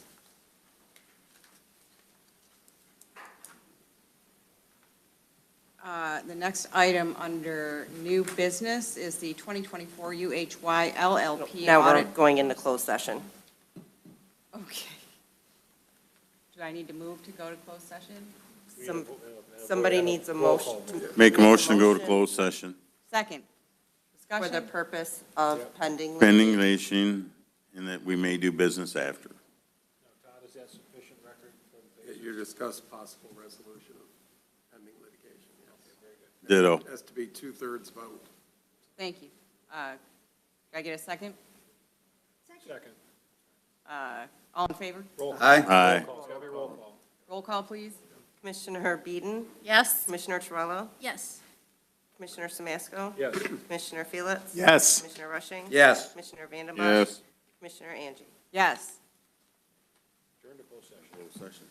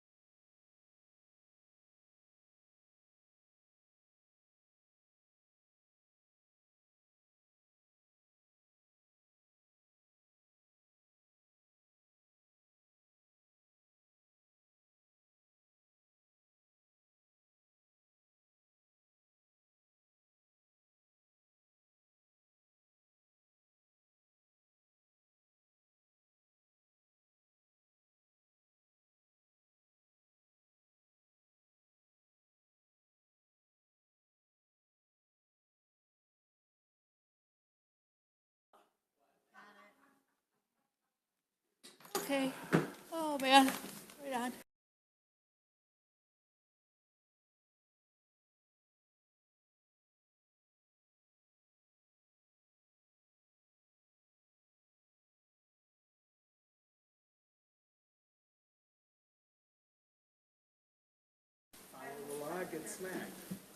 Session. Oh, you can go all night, man. We're ready. We're slap happy now. Ma'am? Oh, except Chris has to leave by like 10:30. She's got somewhere to be before 11. I don't think we're here now. I mean, physically, we're here. Somehow when but- there's an attorney involved, it's never good news, you know? What are you talking about? We have 2 on this board. That was the joke. Whenever there's an I attorney know. involved, it's never good.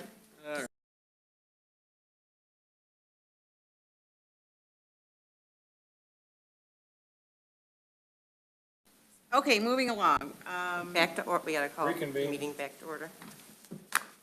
Thank you. Reconvening the Ways and Means Committee meeting tonight. Returning from closed session, we are now at 8A under new business. Well, we do updates, conceptual initiatives. Why do you keep taking me backwards? I thought We haven't done those. We have not done that, but. Okay, okay, updates. Does anyone have any updates? Hearing nothing, moving along to number 6, conceptual initiative. Hearing none, moving along to new business, 8A. 2024 UHY LLP audit presentation. We've been waiting all night for this. Finally, something exciting. I know. Thank you. Good evening, I think it is still. Thanks so much for having me tonight. Just here to present the county audit. My name is Karen Shafiq, and I'm the partner overseeing the audit from UHY. Just before I get into the presentation, I just kind of want to thank Carrie, Dina, all your staff, everybody, all departments. We ask a lot of questions. We ask for a lot of information, and we know it takes a lot of hard work and a lot of cooperation to get everything prepared for the audit, and I just want to say thank you. You guys do a great job pulling everything together for us. I am going to go through the statements very briefly. It is about a 200-page report, so I will not go through all of that. But the first part that I'm going to go through is with the financial section. The independent auditor's report is the first part of that report, is on pages 1 through 4. This is really the only part of the statement that is UHY's. You do have an unmodified opinion. That is the best that you can have and what the county strives for each year. You did receive a certificate of achievement for excellence in financial reporting from the GFOA for 2023, and that certificate is presented in the introductory section of the report. The 2024 audit report has also been submitted for this award as well. I am going to primarily go through the general fund here today, and I'm going to begin just with your balance sheet on page 22. At the end of 2024, your general fund had assets of $17,544,973. Your liabilities were at $3,249,167. You had deferred inflows of $569,593, leaving you with a fund balance of $13,726,213. Next is your statement of revenues, expenditures, and changes in fund balance. And you can see kind of all these changes on pages 25, but also kind of on pages 100 and 128 of the audit report. Your total revenues, really just of your budget basis general fund, were over $70.8 million. Your total expenditures were $63.1 million. And you did have net other financing sources and uses of $7.5 million, leaving you with a change in your fund balance on of your general fund on the budget basis of an increase of $173,659. There are two other funds that are combined with the general fund for financial reporting, and that is your budget incentive fund, which had an increase in fund balance of $125,625, and your development revolving fund had a decrease of $37,943. So really, your net change in your fund balance of your general fund was $261,341 for the year. Next, we'll look at really an analysis of your fund balance. You can see that on page 22 of the report. You had non-spendable fund balance of over $1.5 million. That's really kind of fund balance that's set aside really with long-term receivables, advances to component units, and prepaids. They're items that cannot be spent again at this time. Committed fund balance is your budget incentive fund, which had over $1.5 million, and the remaining amount of the fund balance of $10,628,266 was unassigned and can be used for general expenditures of the county. That unassigned fund balance is about 14.5% of your total 2024 expenditures and transfers out. So pretty good unassigned fund balance there. The next page of really the presentation packet, we do also issue a report on internal control and a management letter, which you should have in your packet as well as your audit report. The remainder of this presentation packet, I'm not going to go through in great detail. It is a lot of information, but the first part of this packet does go through your other major governmental funds, your balance sheet on pages 22 and 23, just some summarized information there, and then your statement of revenues, expenditures, and changes in fund balance, summarized information as well. The next section of the presentation packet anyway goes through your non-major governmental funds and really summarizing your statement of revenues, expenditures, and changes in fund balance for each of those funds. And then the following page gives the categorization and balance of the funds, each of those funds' fund balance, which in detail you can see in the audit report on pages 130 through 133. This packet then goes through some analysis of your enterprise funds at the bottom of page 4, and that continues on to page 5. And then at the bottom of page 5, we've got the county's internal service fund. And lastly, on page 6, it goes through the fiduciary funds details of the county. And then following that, there are a couple of graphs just showing, this first one just shows your general fund revenue and the makeup of revenues compared to prior year. They are fairly comparable, percentage-wise anyway. And then the following graph is really each of the functions of expenditures for the general fund. And again, those are fairly comparable as well.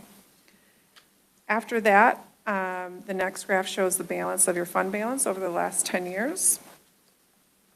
So you can see a bit of history there of your general fund. And then on page 10 of the presentation packet, the last graph that we have shows the levels of revenues and expenditures over the last 10 years of the general fund as well, and how those have changed during the last 10 years. I think I went over 3 minutes. Thank you for not pushing me off. But Dave, get on that. any questions? I know it's a lot of information. I went through a very little bit of it. But as you guys know, as always, I'm available if you guys have questions after this. Get through the report in more detail. If you want to go through it in more detail, absolutely. Just let me know if anyone has questions. I'm happy to Gary, answer how long has now. UHY done our auditing? As long as I have been at the county. Kind of what I was thinking, so I don't have any questions. Over the many years we've seen these, and we've never had any issues or problems, and you get all the awards and all that, so thank you. All right. Thank you very much. I appreciate it. Thank you. Thank you for staying so late. We hope you enjoyed it. It's more interesting than accounting. You have to agree with that, you know. That's above and beyond.